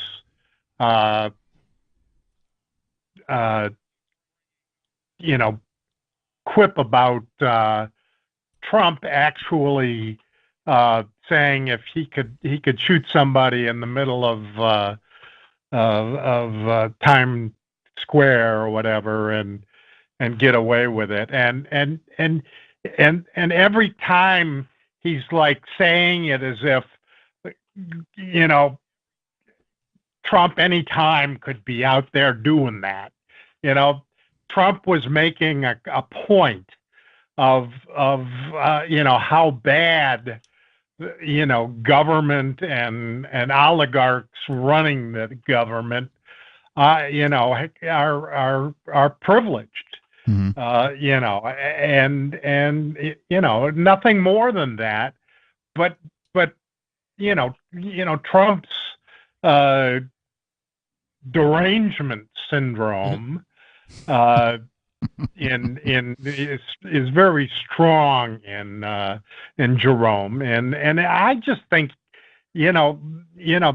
nobody pushes back on that when you guys are talking to him. So I'm going to say you got to push back on idiots like that, because they're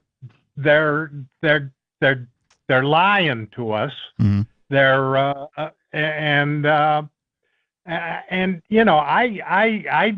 I'm not a voter, so I don't vote, and but I encourage people, rather than end up with let's go Brandon, we would have ended up with Trump, which I think was the least of the worst. I don't like that game, the better of two evils game. I don't know. I just can't. You're still voting for evil. Duopoly. Right? That's the game we get. Yeah. No, and I hear you. Yeah, play stupid games, win stupid prizes. Yeah. I think the thing with Jerome is like Donald Trump and him and a lot of people must take up so much space in his mind. Oh, yeah. Like, just let it go. Yeah. We can all agree. I mean, Trump and that, shooting people in the street, he's said, things about, I could have any woman I want. I could just grab them by the, what. He's said countless awful things. Yep. Joe Biden has said countless awful things. George Bush, it's like they are all terrible people. They're all idiots. And I actually think that Trump is probably one of the least idiots that we've had in the history I can remember, and I'm 70 years old. So, believe me, it's going to be fantastic. Well, here, the saying goes, like, people who take Trump seriously never took him literally, and people who took him literally never took him seriously. I think that's the quip. Does that make sense? I think that's a good point. That's a very good point. And thank you. I confuse myself sometimes. I think that this whole Trump derangement syndrome has occupied so many people's minds for so long that the Democrats can't even produce good policy of any kind. It is really telling. I'm sorry, Bad Slave. It is really telling, though, that so many people who, were anti-Trump still think about him.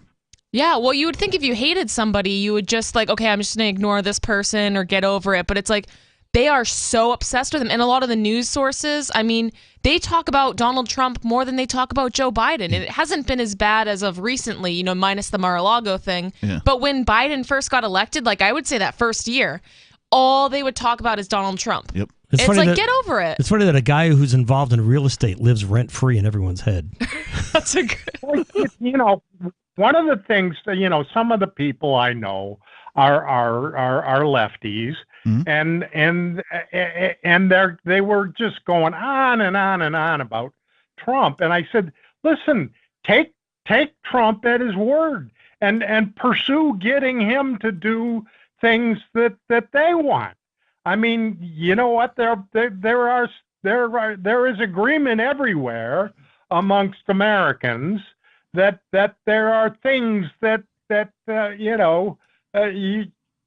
anybody would want to pursue, and in the situation where you've lost your favorite party to the other side, then you work with them. You don't just spend every bit of resource trying to harm the government. The government ideally would be working for us. Well, yeah, ideally, but pipe dream. Yeah, but it never really does. And hey, Bad Slave, thank you for the call. We appreciate you. It's never gonna happen. Ideally, he has ideally, but ideally, sure, but the fact is that it has never worked that way, even from day one. Not now, not never. And so it's just frustrating when people continue to look at the organization of government in those terms. You've been taught that. I get it. It's been driven into your brain through 12 years of public schooling.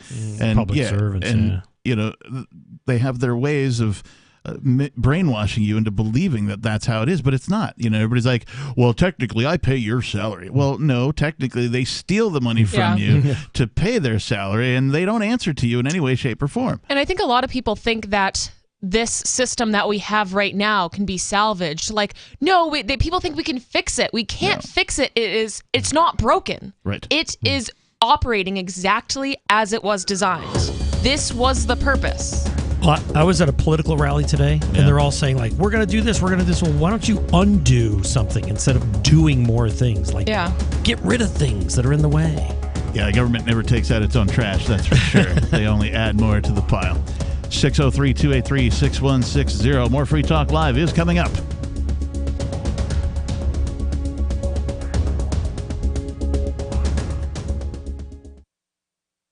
Free Talk Live. For me, it's fighting negativity, and the negativity is my thoughts in my head that are negative. And I had to learn to recognize when my thoughts were being negative, because most of my life, most of my thoughts were negative. Mm-hmm. So I had to become aware of when they were happening.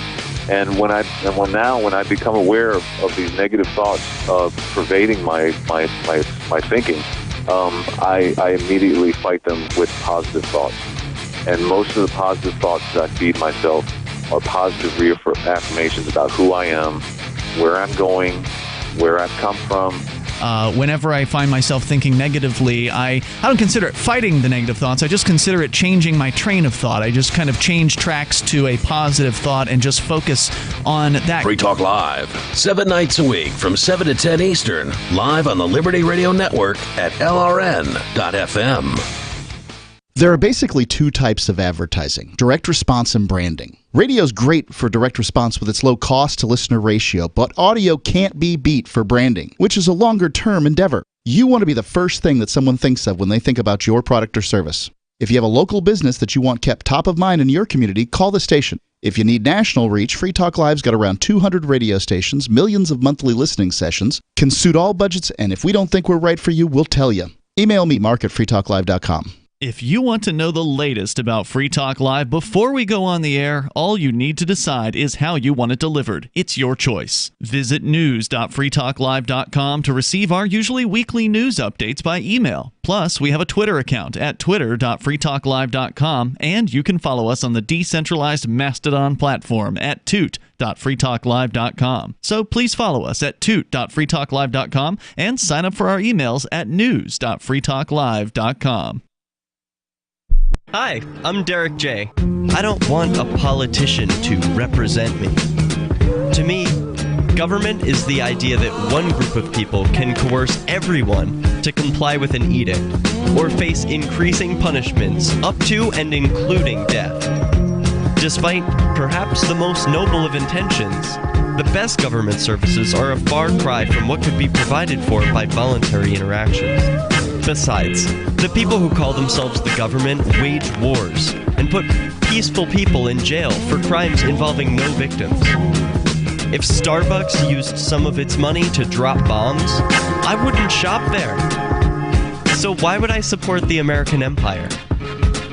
The empire does not require my consent. Derek J's Victimless Crime Spree.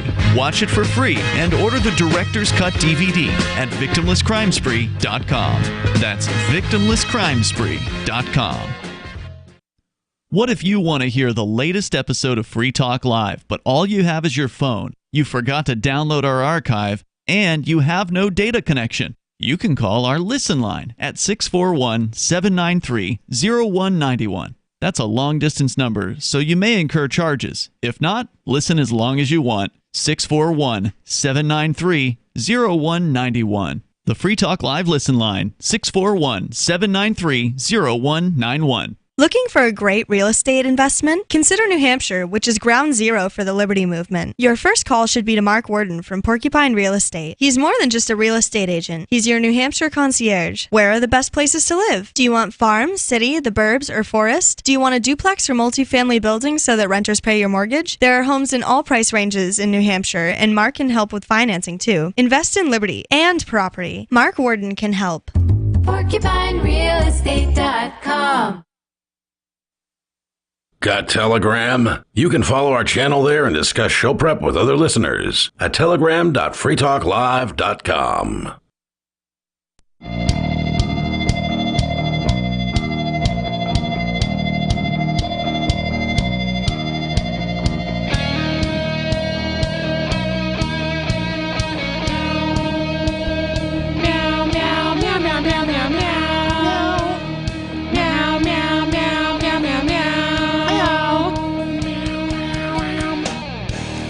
And we're back. the uneventful and we're back. Yeah. And we're back. I still have Tommy the Cat stuck in my head. Butters, Just keeps Butters the cat. Tommy the Cat is my name. And I say unto thee. This is Free Talk Live. The telephone number is 603-283-6160. We got a couple calls holding. We'll get to those momentarily. In the studio, it's myself, the Reverend Captain Kickass, joining me. Steve Classic. And Nikki. Yeah, let's just go to... That's us. We're like radio hosts or something. This sucks. Let's go to some callers. We don't even need a reason we could do that. Let's talk to non-government. Non-government here on Free Talk Live. You suck. Water. Oh, Cornholio. Do you have TP? I need TP for my bunghole. Oh, we got Steve Classic doing the imitation. For those of you watching over at watch.freetalklive.com, that's pretty good. Oh, yeah. Although I've never seen Cornholio in a Bitcoin shirt before. No, that's unique. And headphones. It's tough with the headphones. It's unique. It's tough. Non-government. What's on your mind? Well, a couple things. But first of all, who is TL, and why do you hate him? Who is TL?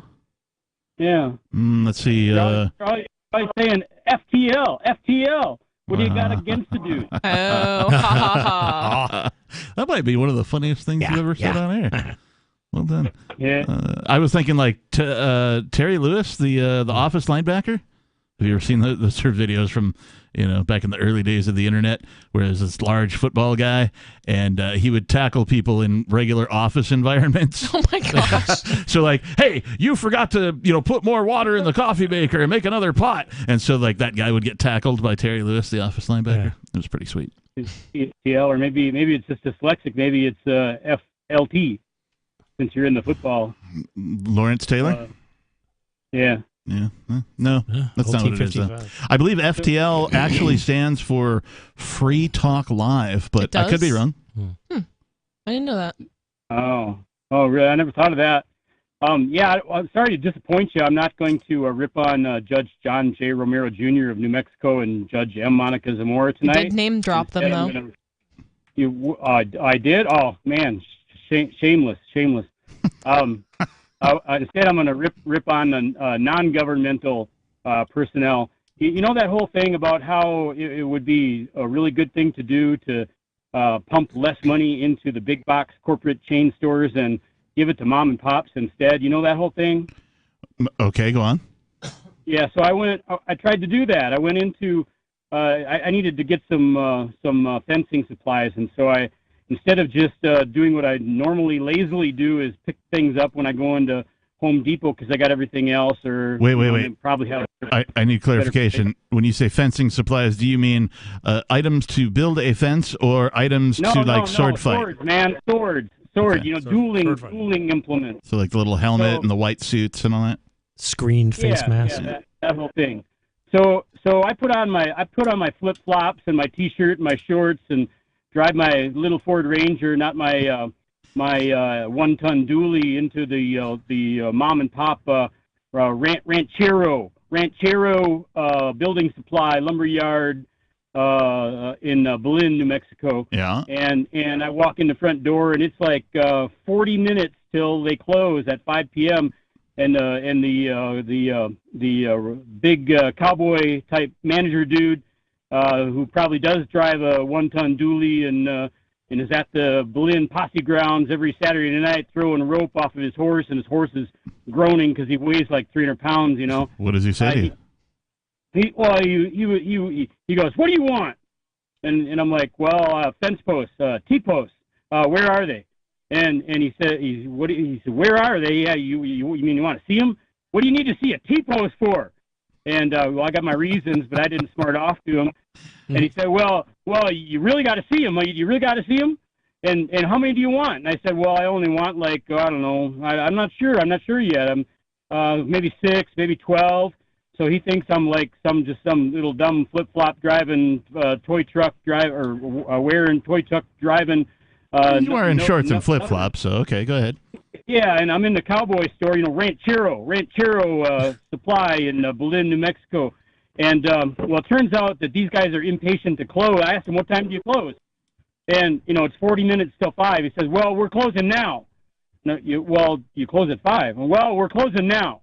And so the long story short is he shows me, he says, "We got samples of the T-posts right over here." So he shows me samples. Why they got samples inside the store, I don't know. But I said, "Well, they're stocked outside." And so he gives me another little worker guy, and we walk out there to where all the fence posts are.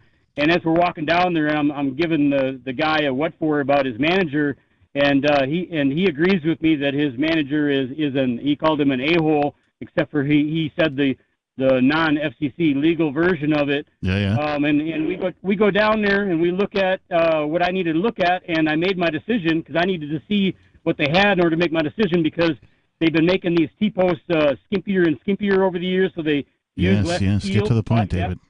The point is that the flip-flop wearing, T-shirt wearing, short wearing, toy truck driving hippie dude that comes in there needing 6 or 12 fence posts actually needs about $5,000 worth of fencing over the next number of months. And I was going to give it to mom and pop Ranchero in Belen, New Mexico, but now, based on how he treated me, I might just give it to the corporate thug. Yeah, So, it is on each Yeah. individual business to, give the appropriate amount of customer service. So thank you for the call, David. And if you're ever in Belinda, New Mexico, I mean, go to Ranchero. And this has been a paid advertisement for Ranchero. for the 300-pound cowboy that drives the at dually. Ranchero Hardware, or whatever. In Belinda, New Mexico. Yeah. So if you're listening, call in and tell your side of the story. Yeah, if you're the guy that's waited on. You on weren't wearing the flip flops. Call it. Yeah, on the hippie toy truck driving, guy. I'm sure David's pretty unforgettable if you met him in person. So I would think so. Although, I tend to not remember what David looks like. I have no clue what he looks like. Well, so Richie Rich at one point looked him up the Speedo online, picture? and he was like, "Look, it's David," and I don't want to see that, right? So you can't unsee it. Sometimes when you're traumatized, you no blank homo, things but out. check out this picture. You got to blank out the traumatic experience in order to go on with your life, and so I'm pretty sure that's what's happened here, is that I've blanked out that experience, and so I don't really know what David looks like. I have not seen the photo, but I also have not requested to see the photo. So I the think next time Richie fine. Rich is in, I'll make sure he looks him up again and shows it to you. Well, if we're in Belinda, New Mexico, so that you too can be we're not going to traumatized as I have. I had to do it, so you have to too. I wonder if David went to trade school. I don't know. Yeah. What does he do? I have no We idea. should- he's We'll buying ask him. $5,000 worth of fence, but not at Ranchero he- in Belinda, New Mexico. We'll ask What him does he next have to time. fence? Yeah, we should have. Maybe he good has questions. chickens. Oh, here we go with the chickens. What the Bach is that about? I'm barking at you. Someone's in my nesting So box. right now I'm looking at a picture of a chicken with a little thing around its neck with a blue card that says "Cluck the police," Cluck the police. and I'm gonna share it to my Facebook. Oh boy. Well, this has been fun. Yeah. Still what going. were we talking Still about before? going. Oh, we were talking about the Trade school. The trade school thing. The article here that was talking about, more folks going to trade school rather than the four-year college says too many talented Americans are choosing against higher enrollment for fear of debt, said Miguel Cardona, the Secretary of U.S. Department of Education. He's from Connecticut. That scoundrel. Instead, many students are embracing trades. The Association for Career and Technical Education says spring enrollments in construction trade programs are up 19.3%. That's a lot, which is back to pre-pandemic levels, and enrollment in mechanic and repair technologies up 11.5%. Waddell works in heating and air, getting paid while training. Work in the trades, go to school, have your school paid for by your sponsor, and receive an education you don't have to pay for. And you'll get free central air in your house. And if it come breaks, on. you'll know how to fix it. Exactly. Yeah, El true Fribo. 603-283-6160. Still to come tonight, what are the world's most surveilled cities? More Free Talk Live. Hour number 3 is next. Inflation, a sidelined labor force, and ever-increasing interest rates. It's the perfect storm for pushing the U.S. economy over the edge. Savvy investors are diversifying into gold and silver with BullionMax.com. You can buy direct from BullionMax.com without talking to a salesperson, and your precious metals will ship fully insured directly to your home. Free Talk Live listeners can now order one of BullionMax's most popular products, the Goldback. Now in stock, but supplies are going fast. To get your Goldbacks, go to BullionMax.com/FTL. Have you had enough of the big-name web hosting services that are long on promises but short on bleeding-edge features, uptime, and customer service? Try Agorist Hosting, the agile web host that offers full concierge service from website redesign, full e-commerce solutions, custom apps for your Shopify store, IPFS integration, and more. Agorist Hosting is ready to take your web presence into the future. To get started, head over to agoristhosting.com.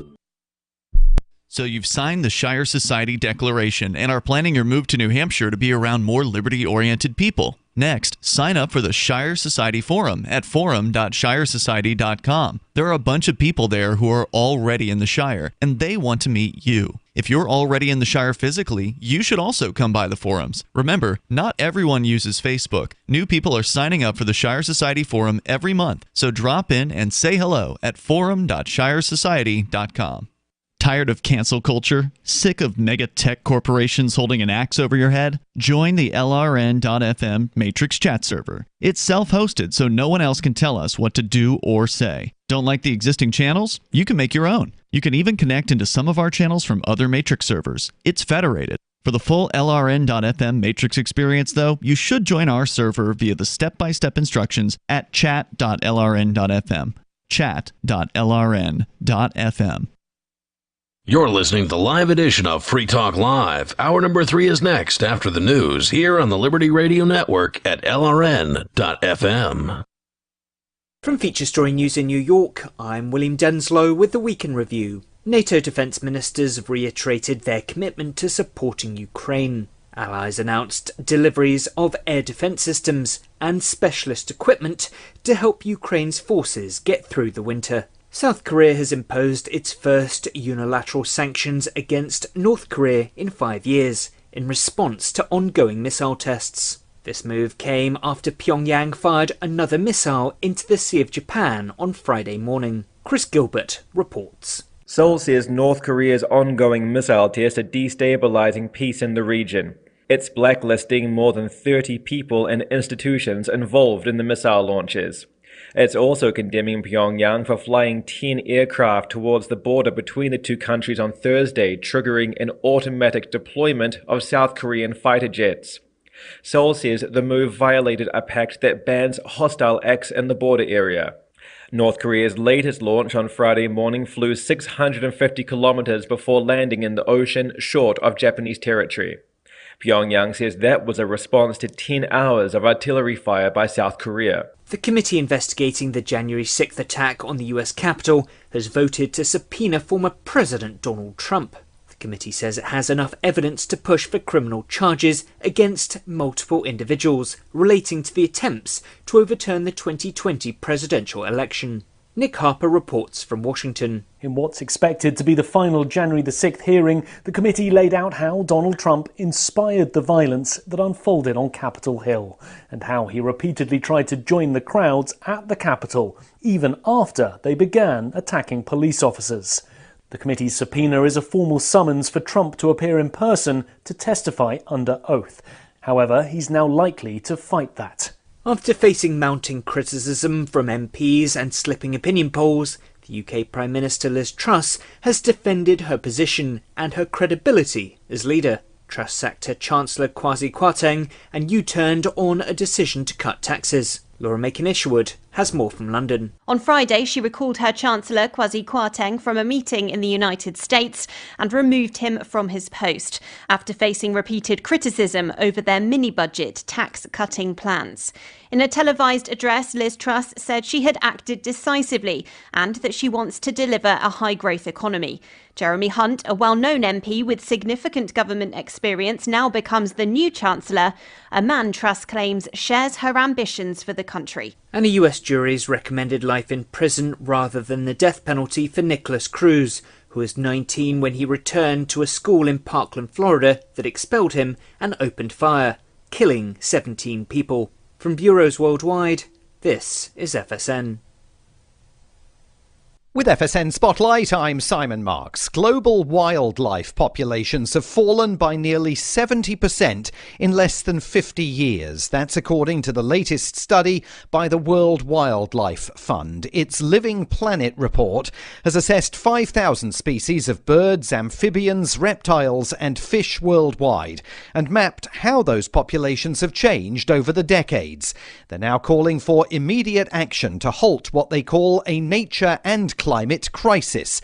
Tanya Steele is the fund's chief executive. It is a severe warning that we are facing both a climate and a nature catastrophe, and ultimately it's driven by human activity, which has continued at pace in converting so much of the natural world, whether this has been through construction, but actually largely the way in which we're changing the natural world in terms of converting land for food and for agriculture.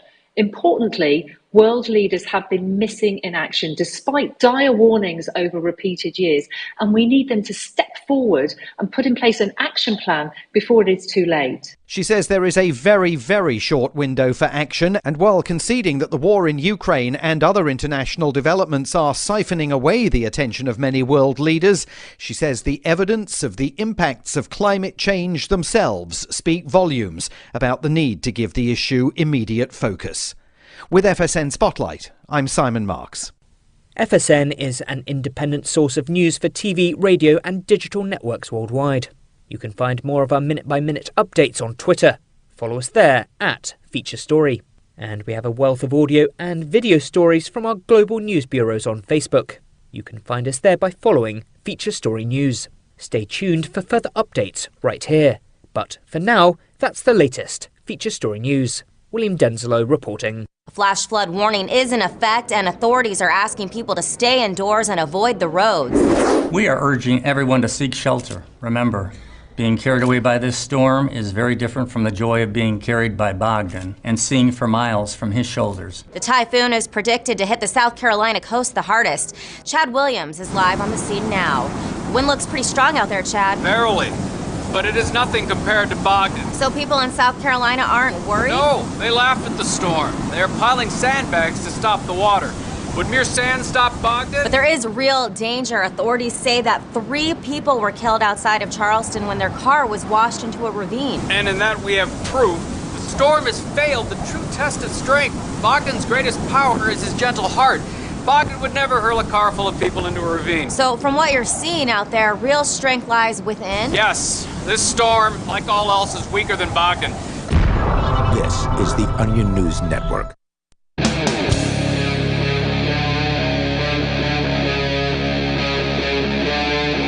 Free Talk Live.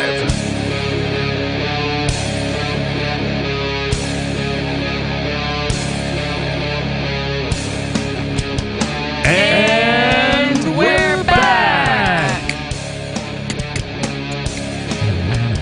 That one was good. Really grooved my soul. Yeah. It is Free Talk Live, the Sunday night edition. We're kicking off hour number 3.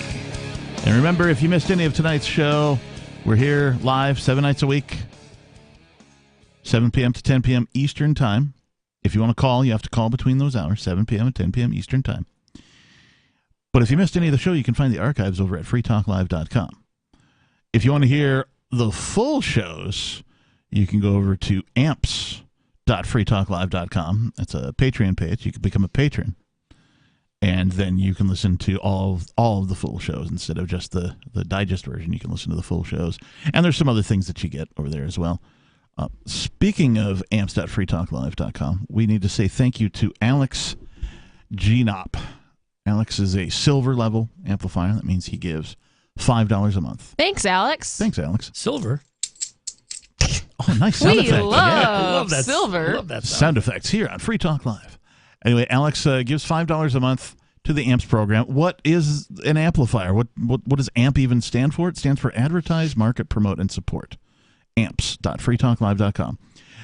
The money goes to getting this particular program. We're on something like 200 radio stations and some satellite channels and the internet and some rebroadcasters. But we could be on a lot more. We could be on 250, 300 radio stations. It's all up to you, really. Visit amps.freetalklive.com. And thank you again, Alex Gnop, for your contribution. We appreciate you. All right, let's continue with your calls and thoughts. Let's go to Sarah in New Mexico. Oh, yes. I just want to say that yesterday was the farmer's market downtown, and I got to hand out 50 of our business cards. Wait, you were engaging in capitalist activity? Well, I suppose so. Okay. Oh, wow. Cool. Well, I mean, after all, we do live in a mixed economy. Wait. This is Sarah in New Mexico, right? Right. Okay. I got the network marketing. And then nobody threw the cards out onto the sidewalk, and we gave this out. time. Yeah, and then we also gave out some teleconference flyers Yeah. So we could call in Monday and Thursday and ask questions, and nobody throws those out. What were these for? Well, the thing is that the thing that I emphasized the most was about our vitamins, which help with the health problems. And what I'm finding out is that a lot of people suffer from cancer, diabetes, and arthritis, and a lot of health problems, and obesity, this kind of stuff. I'm kind of bewildered why that is. You know, that's the only thing that I talked to people about was their health problems. Are you selling something, or are you just trying to, spread awareness? Well, no, there's commissions. That's how this marketing works, is that we're the advertisement and we enroll people and we get commissions. Sarah's part of a... so she is a capitalist. She's part of a multi-level marketing system with vitamins and health supplements. But it's not a pyramid scheme. No, what shape is your scheme, Sarah? I don't know. Well, I mean, she might be up at the top, and then all the other people are down at the bottom, and it just kind of goes out. Do you have a downline, Sarah? I'm a happy customer. I don't, but Richard does. Okay. We got about 48 people on our downline so far, but it always fluctuates. Mm-hmm. But, a lot of people get mad because there's some money involved in it, and they all run away. I mean, a lot of people, they shun us. I've talked to other people with network marketing that was involved with Avon or Mary Kay and stuff like that, and then what they do is that people they run and hide from you, they duck and dodge you, and that's how we get treated a lot too, because they just think that if you're making some kind of money, then you're deceitful or you're some kind of you're greedy if there's money by advertising. And I don't understand that, because they themselves, these people who are passing these judgments, they make money. So most people understand that when you provide a service or when you do some sort of laborious activity, typically you deserve to be compensated for that in some way, shape, or form. But I have seen like what she's talking about, where people get weird when there's money involved with things like this. But it's like, well, you expect to get paid to go to work, so why shouldn't other people get paid? It just doesn't. It's a weird concept that people have. It's weird to me to hear Sarah talk about this, because Sarah has previously revealed that she considers herself a communist. Right, that's correct. And so generally what you're saying, what you're experiencing, is how communists think of capitalists. Well, I don't analyze all of that. I do. I just have to. This is the way that this marketing. This is part of the things that we function to make commissions and to use. I love the product. Yeah, it's a sales job. Enough to tell people. I want other people to use it because I love using it. But you have to believe in what you're doing. Right. So this is, whether it's capitalism, I don't know, but this is how how they market. You have to know people to sign you up to be enrolled, to even be able to be a customer. And a lot of people get mad about it. They're like, give me their website. I get their phone number. I could do everything by myself. And you cannot purchase without enrolling you. Yeah. Because we have to get credit for advertising to you to show it to you, and people get angry about that. So a lot of people get mad. But you're right. But the farmers market, everybody was there either selling soap, vegetables, a fresh garden, organic garlic. They were selling painting. Everybody was selling something. Sounds very libertarian to me. Like, we have markets like that around here, Sarah, where folks sell, whatever they can. Some people will, I don't know, even provide food or, make some sort of a dinner, or they'll sell, fresh produce or farm fresh eggs, that type of thing. So, yeah. So all the vendors get to keep their money, or do they give it away? People, when they sell things, they... Right. And then, so why are they scrutinizing me? Because I wasn't taking any money. I was just telling them about our website and our products, and they were scorning me and shunning me and trying to run away like I'm a scammer. And it's because they're jealous. The same thing. No, it's because of this, Sarah. It's because the type of organization which you are working for in trying to sell these products and services and enroll these people. is also known as multi-level marketing. And multi-level marketing has gotten a huge bad rap for scamming people. And so whenever anybody hears anything that slightly resembles multi-level marketing, they run very far and they run very fast, and they tend to treat you exactly the way you've been treated. Yeah, you are so right. But you know what's peculiar is that people with Amway, they're happy doing it. I met people like that, and I'm kind of shocked. You know what I mean? And then Amway is probably one of the highest reputation multi-level marketing companies that has ever existed. Like, I've never heard of that. What is that? What do they say? Amway, Amway, a whole bunch of Right, stuff, but they started with cleaning products. Oh, okay.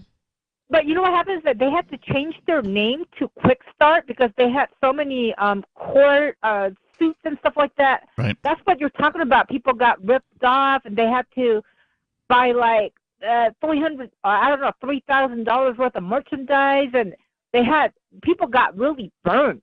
Yep. But you know what? I still meet people that are involved with Amway, and they're happy doing Amway, and they're making money at it. I'm just completely shocked. Some You know people what I mean? are very good at what they do, right? It's just how it goes. It's the 80-20 rule. There's another name for that. We learned it last night, but I don't remember what it is. But the 80-20 rule states that 20% of the people are going to do 80% of the work. And so if you've got 100 people employed, the top 20 of them are going to be your top sellers who are very successful. Thank you for the call, Sarah. We appreciate you. Good luck with your multi-level marketing scheme. Scheme? I don't know what shape it's her it's job. in. Is it a triangle? Is it a square? Is it an octagonal scheme? These are triangular. Triangular. Pyramid-like. More Free Talk Live coming up.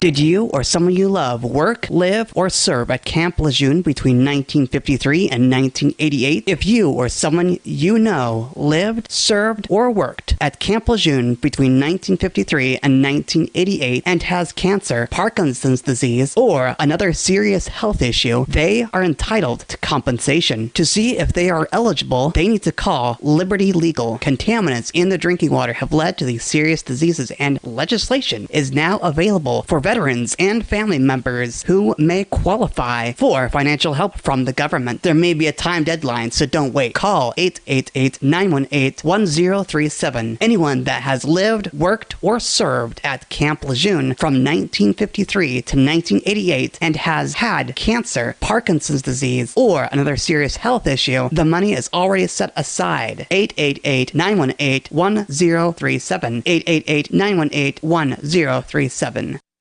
Are you tired of governments murdering people around the world? Stop using their money. There is an alternative. Bitcoin is a stateless, free market, non-political currency. Bitcoin cannot be inflated or controlled by any government. By using their money, you are helping the state. Stop doing it. You have an incredible alternative available now. Learn it, use it, spread it. Get started with Bitcoin at Bitcoin.com. That's Bitcoin.com.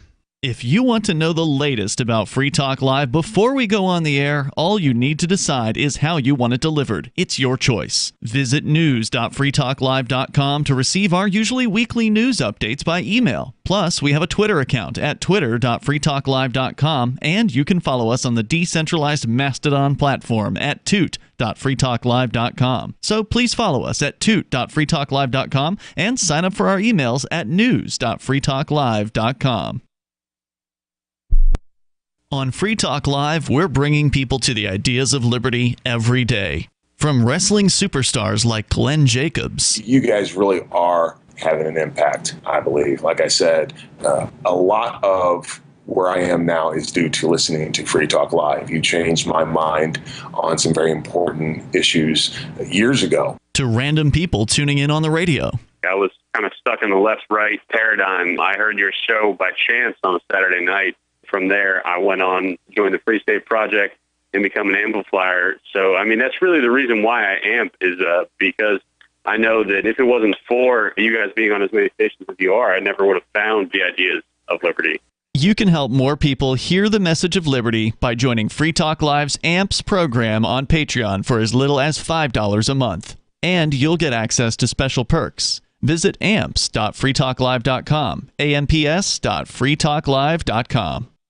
What if you want to hear the latest episode of Free Talk Live, but all you have is your phone, you forgot to download our archive, and you have no data connection? You can call our Listen line at 641-793-0191. That's a long-distance number, so you may incur charges. If not, listen as long as you want. 641-793-0191. The Free Talk Live Listen line, 641-793-0191.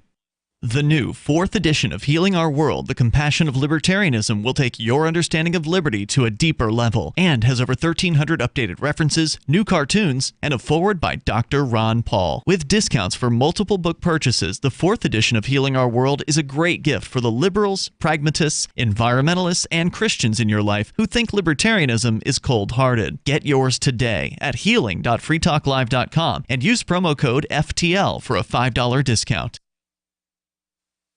Our Matrix server is about as free as internet chat can be. Join the existing rooms or create your own at chat.freetalklive.com.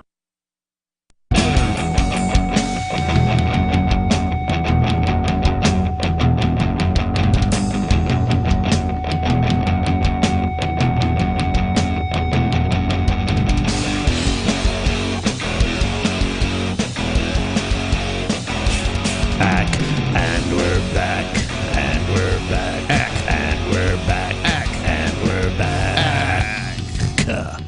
Nice. I feel like I've heard that song before. I wonder. I was just reading through, folks' comments. I don't have a way to... The folks? I can't really respond to the people in the chat rooms, but I see some of the chats go by every now and again, and I see people saying things, and someone said, go, Sarah. I don't know if that means they want Sarah to be like a go-go dancer. Yeah, that's what I was thinking. Sarah. Like, in the little skirt and the little, whatever. Disco. Go-go boots. And somebody says, yes, Nikki, but not everyone puts free in their titles. What? I don't know what that's a response to. Well, thanks. But, it sounded kind of like a Any agreement good- or a anyone- compliment. Anyone complaining about me? Not yet. Now they will. Everyone pile on. Come on. Somebody said gold and silver worthless when hungry. Well, not if you're trading them for food. When your Gold. neighbor has too many eggs that Gold they don't need. is not legal tender. Okay, but it is common tender. Yeah. Right? People. But you everybody can barter pretty with much gold. agrees that gold is like worth something. And everybody probably should agree that government money is worthless. Right. How are they going to vacuum up? We were talking, how are we going to vacuum up all the cash? Oh, I actually lied because government money, the US dollar, is actually great for starting fires, like kindling. Yes. Yeah. It does have use. That's right. Yeah, 10 is the it new is one. useful. Sorry, I lied. If you want to hang out with people and discuss these things like freedom, liberty, what is real money versus government money versus the Federal Reserve versus banking, if you want to hang out with liberty-minded voluntarists, anarchists, and libertarians, you can do so June 15th through the 18th for the 7th annual Fork Fest at Rogers Campground in the beautiful White Mountains of New Hampshire. Fork Fest is a fork of the Porcupine Freedom Festival, and that festival sold out in 2022. For 2023, we're going back to where it all started, the weekend before Pork Fests. So Fork Fest is decentralized, which means there's no ticket cost. No one is in charge, and all you have to do to join the fun is reserve your camping site, your RV site, or your motel room at Rogers Campground for June 15th through the 18th. You can find out more at the unofficial website, forkfest.party. You can also connect with other attendees on the Forkfest Telegram and Matrix chat rooms, as well as the Forkfest forum. Links to those can be found at forkfest.party. We hope to see you there. Come party with us. Again, forkfest.party. .us.gov. No, not that. No, Bad. None of that. Don't Bad. do that. Bad. Shame, Steve. I like that. Shame. With like the Game of Thrones thing. Shame. Shame. Well, I just lost a Shame. couple of my Federal Reserve tokens there. I guess I'll cut my power off. We're saying that. Yeah, maybe. Are we going to vacuum up all the cash? I mean, No? How are we going to vacuum up all the cash? I mean, if you want me to, I'll not take gonna, it. But Bitcoin might. Well, cryptocurrency, right? It might vacuum up all the cash. Where's all the where's all the paper money going to go? How do we get Where rid does of it go all now? the paper Where money? does it go now? Like It goes all to the of gas the paper, stations. all of the paper that has been printed, all the paper money that has ever been printed, some of it no longer exists. Where did it go? It burned in a fire. Did it? I don't know. Got buried in the backyard. Someone forgot it. Right. Well, let's go to a man from Montana. His name is Bruce. Bruce, you're on Free Talk Live. Hey, thanks for having me. Yeah, thanks for being on. First time calling in, but I've been listening to you guys for a while. Great. What's on your mind? Just touching on what you guys spoke about last hour as far as the government overreach and how the government was never intended to operate the way people think it was. Go on. So, if you look all the way back to the very beginning of, the federal government, once it was founded in its current form after, Articles of Confederation were abolished and they, the Constitution established. Mm-hmm.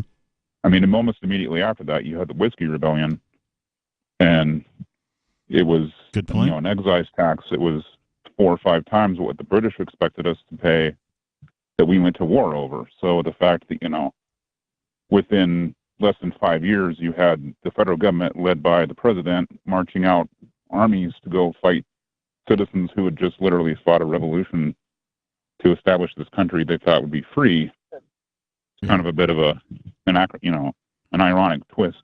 Yeah, and a great illustration, too, of how the system itself is the insidious part.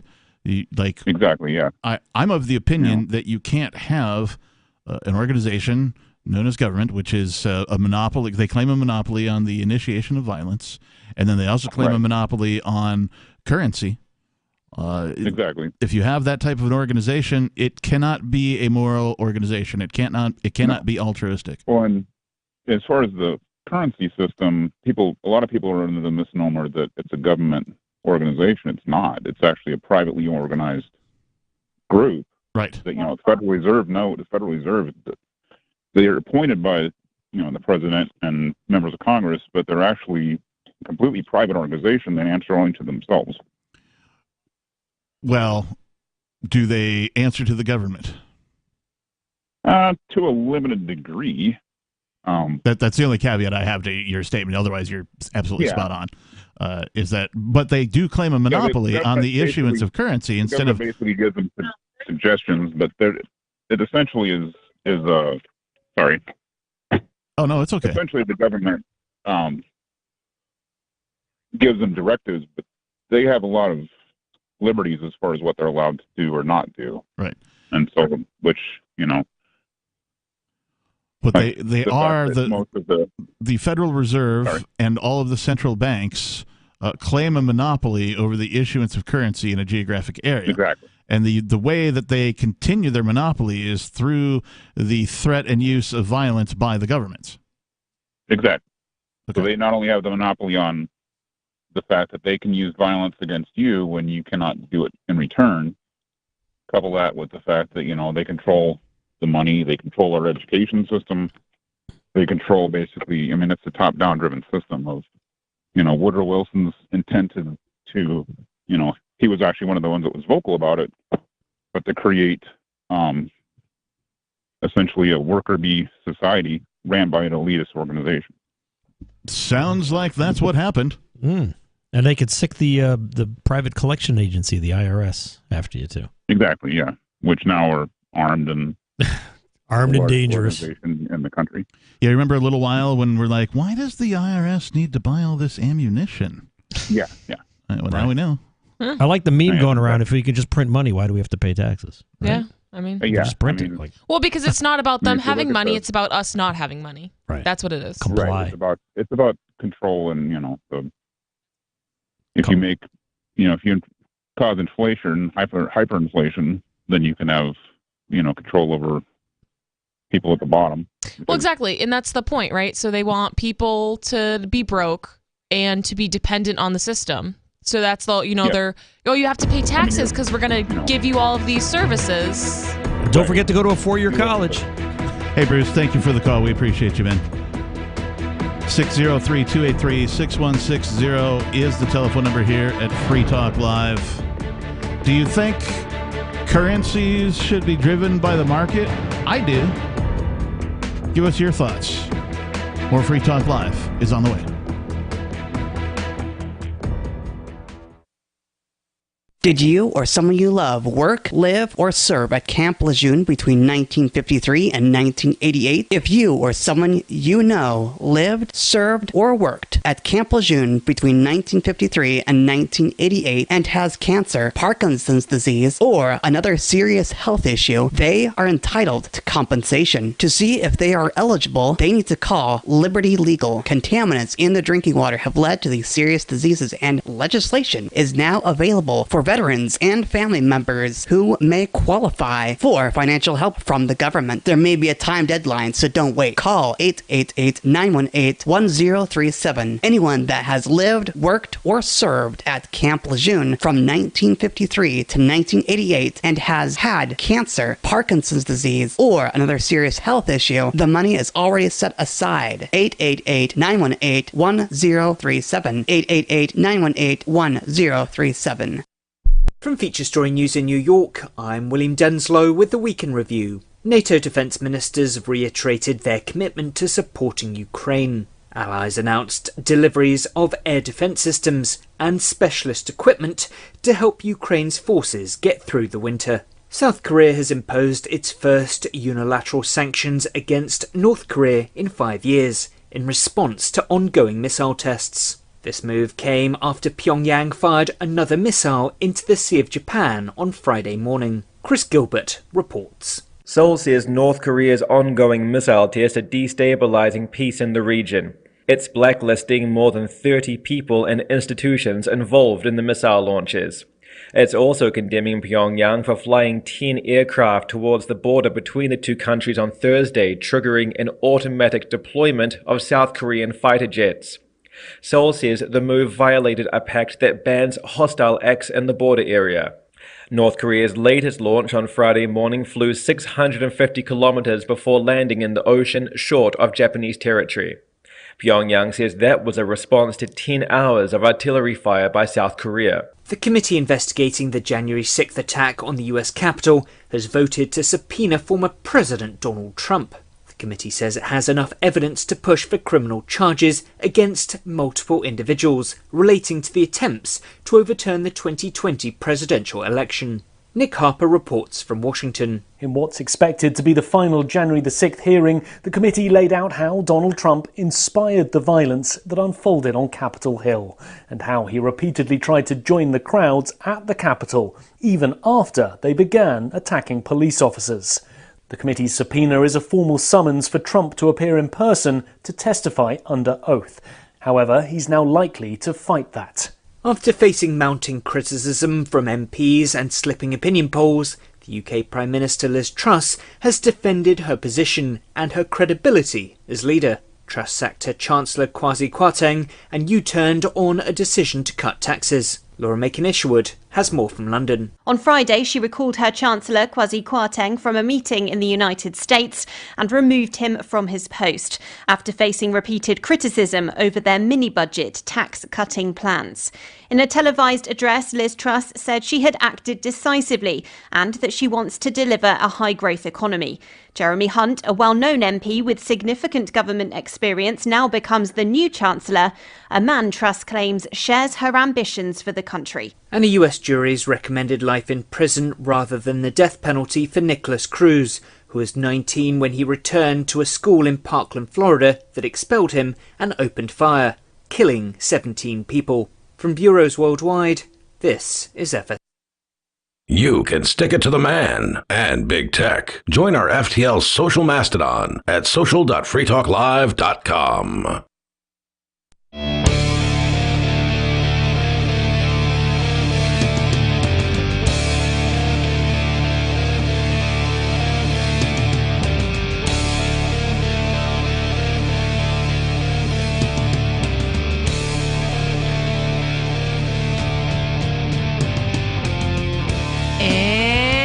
We're back. Free. Talk. Live. The best part about this is just pure improv. Magic. Isn't that what we talk about during the breaks? Oh, come on. I know we were rehearsing that. Come on. You guys know Just trying to that play it off. Come we on. spend 30, 50 hours a week rehearsing this stuff. We don't have time for day jobs. We're poor because, we spend all this time rehearsing for Free Talk Text Live. messaging back and forth. I got an idea just about this one show, just the Sunday show. Don't even get me started on Wednesdays. The phone number is 603-283-6160 if you want to call and give us your thoughts on anything that we've been talking about, or if you don't like what we're talking about, feel free to change the subject. I did want to get to this bit from ZeroHedge.com. These are the world's most surveilled cities. Ooh. So I had some thoughts about this. How do they find that out? Well, that's a good question. Cameras, right? London, I think, has a lot. This may come as a surprise, but it wasn't until 2007 that the global urban population overtook the rural population. Oh. Mm-hmm. I didn't. Okay. 2007, rural population was greater than urban. Before that, I thought that would have happened a long time ago. They did say this may come as a surprise. So, surprise, Nikki. I am surprised. Yeah. All right.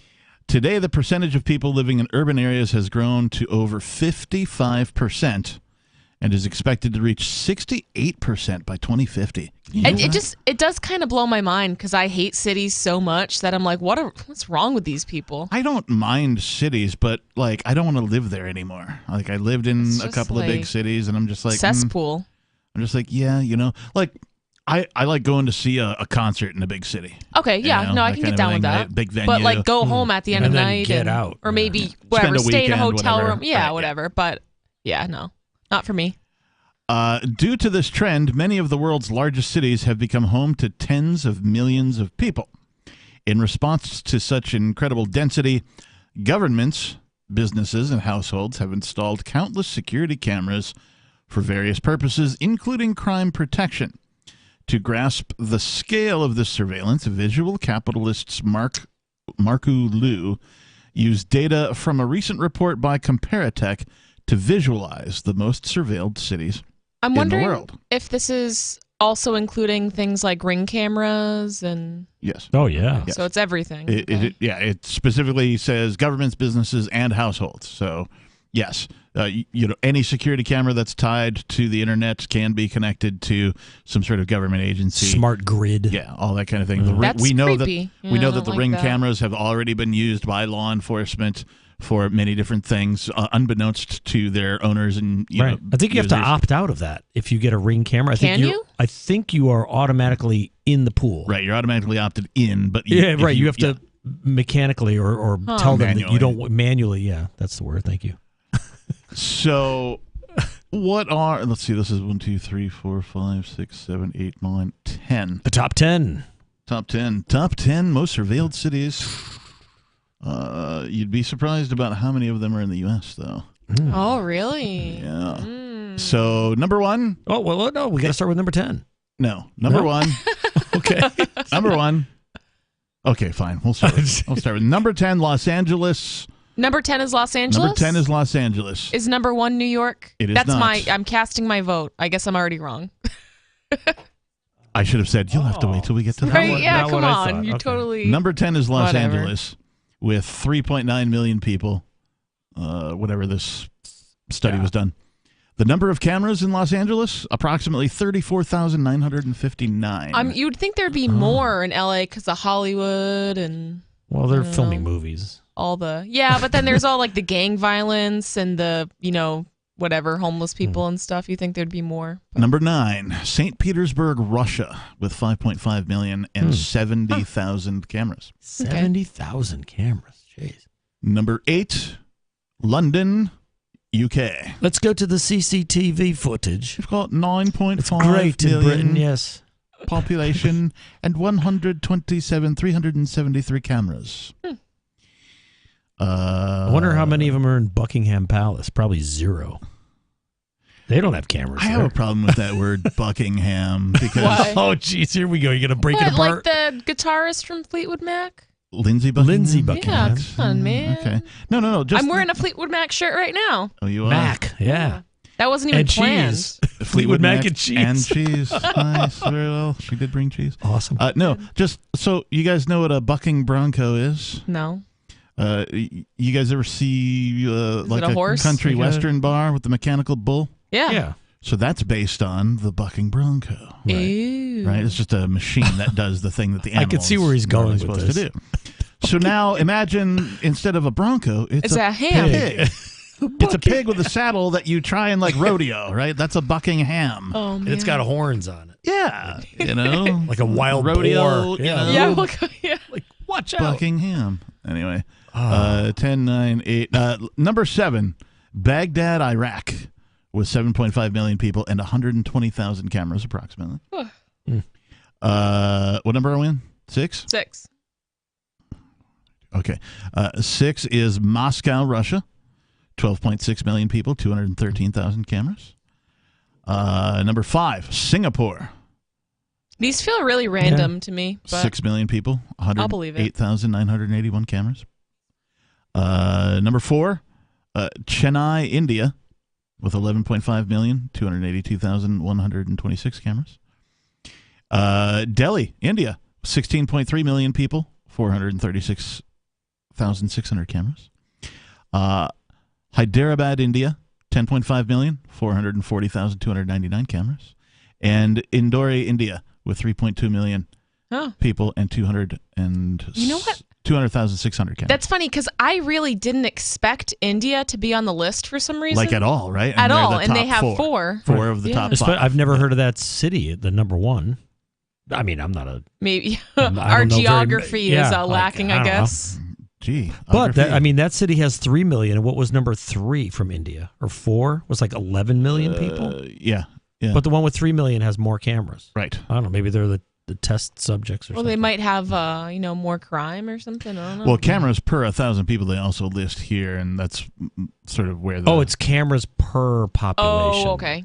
Well, now amount it's of a different cameras. number they have for that. Well, okay, it's number of cameras, which is what I read off, but then they also have a column that I didn't read, which is cameras per 1,000 Per people. 1,000, And so right. even though the number 1 city only has a population of 3.2 million, it has 63 cameras per 1,000 people. So a higher percentage right. for that city. Right.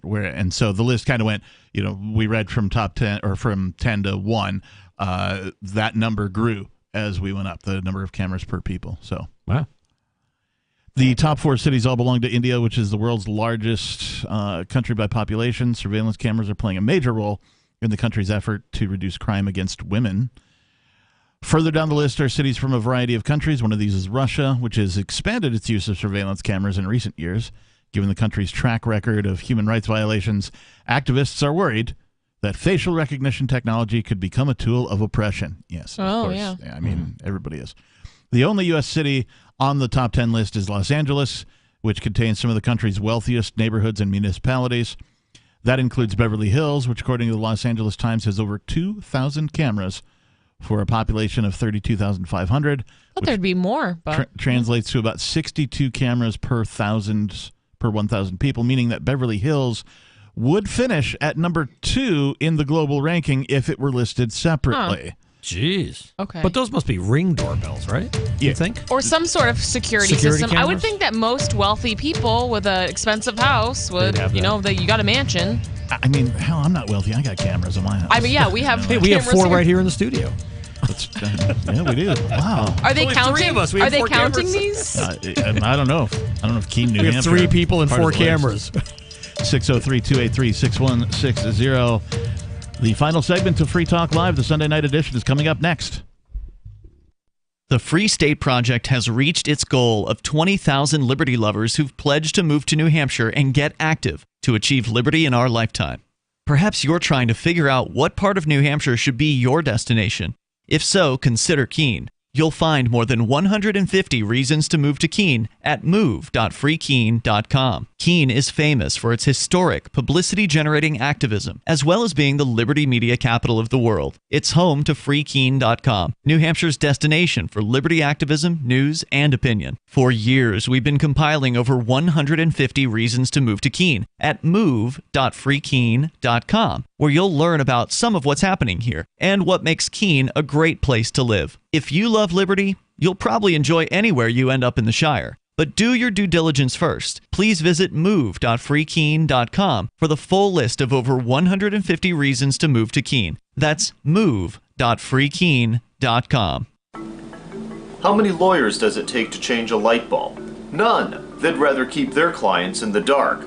There are too many lawyer jokes to count. However, there are some lawyers with more noble intentions. At the Institute for Justice, we bring the light to our clients. We are a non-profit public interest law firm with clear values and principles. At IJ, we fight for those whose most basic rights are denied by the government. Visit our website today at ij.org. Tired of cancel culture? Sick of mega tech corporations holding an axe over your head? Join the LRN.FM Matrix chat server. It's self-hosted, so no one else can tell us what to do or say. Don't like the existing channels? You can make your own. You can even connect into some of our channels from other Matrix servers. It's federated. For the full LRN.FM Matrix experience, though, you should join our server via the step-by-step instructions at chat.lrn.fm. Chat.lrn.fm. Are you dipping into savings to pay the bills? I'm Holland Cook with Inflation Hacks. Many Americans did squirrel away that relief money Uncle Sam sent during the pandemic while we weren't spending on this and that as we quarantined. Still, hitting the piggy bank for day-to-day expenses is scary and fundamentally unsustainable. Notable exception? Your credit card balance. It's double-digit debt, and your bank is paying, 1% interest on your savings? Slay that plastic and pay cash for what you need by making smart trade-offs about what you want. Example, Yahoo Sports estimates it costs $253 for a family of 4 to go to a Major League Baseball game, unless they go after an early dinner at home. How are you coping? Post your inflation hacks at andYouCanQuoteMe.com. If you want to know the latest about Free Talk Live before we go on the air, all you need to decide is how you want it delivered. It's your choice. Visit news.freetalklive.com to receive our usually weekly news updates by email. Plus, we have a Twitter account at twitter.freetalklive.com, and you can follow us on the decentralized Mastodon platform at toot.freetalklive.com. So please follow us at toot.freetalklive.com and sign up for our emails at news.freetalklive.com. I'm a little obsessed with My Magic Mud. Several years ago, I met Jessica Armand, the founder and CEO of My Magic Mud, and I didn't even know my teeth were coffee stained. A week's worth of use convinced me, and now I use it every 3 or 4 days. It's clinically proven to whiten teeth, and I think it cleans better, too. My Magic Mud's available at most local health food stores, Sprouts, Natural Grocers, CVS, Walmart's Natural Beauty Aisle, but I can get it for you for 20% off with coupon code FTL20 at mymagicmud.com. FTL20, mymagicmud.com. Don't miss a moment of Free Talk Live. Get our archives daily via our podcast at feeds.freetalklive.com.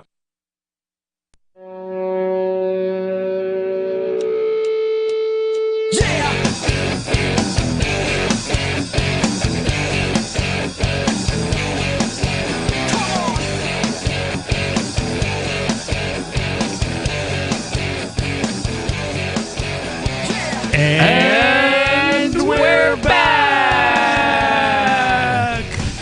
Final segment of Free Talk Live. That guy thought it was funny. He laughed. I thought it was funny. He went, ha ha. Ha ha. Yeah. Rebel Inc., by the way. I've decided to commit that to memory, and yeah, I'll probably forget it again, but somebody For called right in. now. Somebody called in and asked who that was, and I couldn't remember, and I finally had to go ask, and then now I know. And so I just wanted to say it in case I forget again.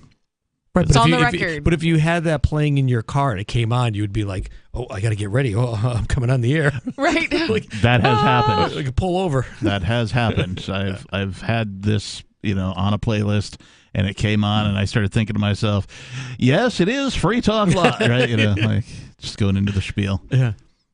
So for this final segment, I want to talk about this particular hero. He's considered a hero in my mind, anyway. Entrepreneur. This is from the Free Thought Project. A man 3D prints guns for a New York buyback event and makes a whopping $21,000. That's taxable. Yes. This is from early in October. October 5th, it looks like this was published. Another person outsmarted a state government. That's great. Trying to confiscate firearms via a gun buyback program with merely a 3D printer and a PLA filament. Don't ask me what a PLA filament is. I don't know. I'll check the badge. I think that's just what they use. A man named Kern, or is it Kem? I can't tell. We'll call him Ken. A man named Ken printed 110 firearms on a $200 printer he got for Christmas. That's great. And turned them into a gun buyback program held at Utica Police Department in Oneida County, New York. In Utica, too. Utica. Good for him. There's a quote here. It says, 3D printed. I 3D printed a bunch of lower receivers and frames for different kinds of firearms, Kem told local media WKTV. So I'm assuming that's illegal in New York.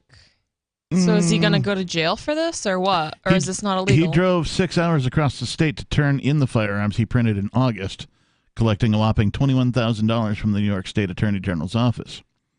More quotes from him. And it ended with the guy and a lady from the budget office finally coming around with the 42 gift cards and counting them in front of me, $21,000 in $500 gift cards. Well, I thought it's always no questions asked. Bring your firearms and no questions. Yeah. Right. So he got his gift cards. He got his 21 grand. He got his gift cards. So far, anyway. WKTV contacted the state attorney general's office about 3D printed firearms, though there was no response to that question besides it being a big success, and the program in general keeps New York families safe. Keeping you safe. Yeah, no, it doesn't. Oops. Yeah. Hey, you know what? You can't rape a firearm. All you ladies out there who are concerned about that kind of a thing, I think, my opinion, I'm not a legal expert or a firearms expert, but I think a firearm is your best form of personal self-defense. I am a professional woman, long time woman, and I agree with you. Very well. Don't wanna get robbed, raped, or murdered. Carry a gun. Carry a gun and know how to use it and be comfortable with when it. seconds count, police are minutes away. You know why I The carry a great firearm? equalizer. Because it's a lot lighter than carrying a police officer. I actually always have a police officer right in my pocket. Yeah, I'm carrying concealed right now. Wait, what? It's like a little stuffed pig. You've got like a midget police officer stuffed in your pants somehow. Buckingham. Is that a tiny police officer in your pants, or are you glad to see me? WKTV contacted the state of... we already said that. The guy goes on to say, I'm sure handing over $21,000 in gift cards to some punk kid after getting a bunch of plastic junk was a rousing success. Oh, man. You got punked. It's great. Asked where he got the idea, he told local media outlet he saw people on Twitter talking about using 3D printers to make big bucks by printing guns for buyback programs. So apparently he's not the only one doing it. He's just the only one that got caught. He went to... I wouldn't even say he got caught. They haven't said anything about, Well, I mean, we're talking about it, right? In any shape or form. Should probably be a secret. I think this guy's a hero. I think so. Well, I think he's awesome. there's no Good proof. for him. There's no proof. The government has no proof that he made those. He's not the first guy to do this, right? This has been done by other people for other buyback programs. And think about this. If they arrest people for participating in the buyback programs, it's going to delegitimize the buyback programs, which they don't want. They're using these buyback programs as like grandstanding for marketing. Votes. Yeah, it's basically marketing for their re-election campaign. Keeping you safe.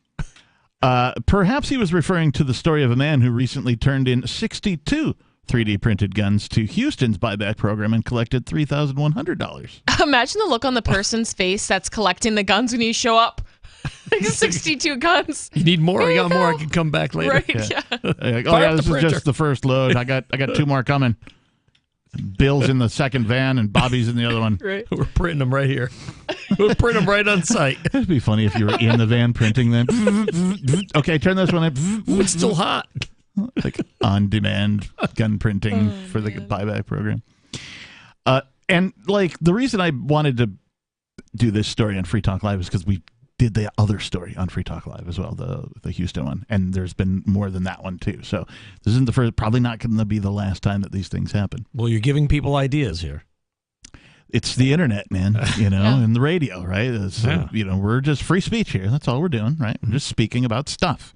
What people do with the information is completely up to them. Yep. Some police departments have changed policies on accepting 3D printed firearms as more and more people take advantage of the flawed buyback. Flawed buyback. Keith Taylor, an adjunct professor at John Jay College of Criminal Justice. Hey, his name is my name too. Which is part of the City University of New York system. That reads weird. He recently told Pew Research. That's where they do stinky research. That buybacks are mostly ineffective at reducing homicides. No F, Sherlock. Took a university professor to figure that out? Yeah, like a regular guy analyzing data could have never figured that out. Right. We have to get a university professor to figure that out. Quote, it's a waste of resources if the entities that are sponsoring believe that it's going to have a positive effect on reducing crime. That's a quote from John Jay College of Criminal Justice guy, Keith Taylor. Kem concluded to the media outlet, quote, gun buybacks are a fantastic way of showing, number one, that your policies don't work, and number two, you're creating perverse demand.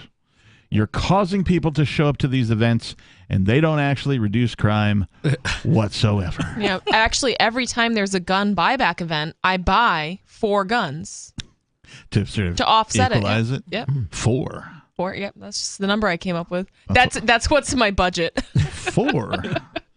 I'm a musician. I like counting to 4. Yeah. Some musicians can only count to 4. But 4 guns is that's a good number. I like that. You know, you're doing your part. You're doing your part. I appreciate that. It ain't much, but it's honest work. You don't have to go to a university to figure that out. No, yeah. No. And you don't even have to learn a trade. You just buy a 3D printer, apparently. That could be a trade. I mean, if you're making that kind of money, you don't even have to go to trade school. Just figure it out. I have passed on purchasing 3D printers. A couple of times they've come into my view. You know, somebody I know has one and is selling one and that kind of thing. And I don't have a sense of like what I would do with it. Well, my son has one. He just prints little things up. Yeah, I can make somebody made me a squirrel once, a little 3D printed squirrel. It was cute. It was nice. But if you need to make parts for something that you have to, that are outdated, you can make the part. Yeah, but I think if you can you find have the to spec use. for it. Well, yeah, and then you have to use a specific 3D printer and a specific type of filament for certain things. Right. So if you have something specific in mind, you have to make sure you're getting the right tools for the job. Correct. Not every 3D printer is the same.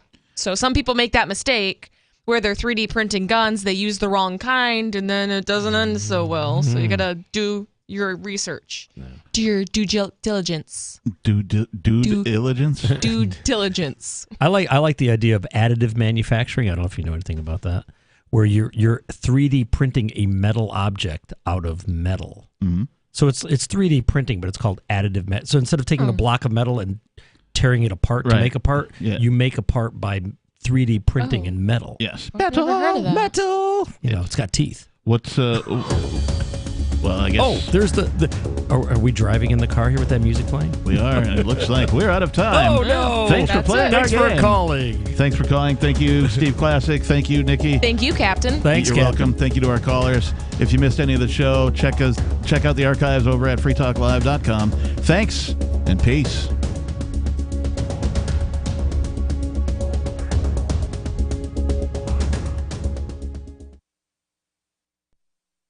Do you feel like your nation, state, or community no longer holds your values? Have you dreamt of a place where people agree that liberty is important and are free to pursue their projects so long as they respect the property of others?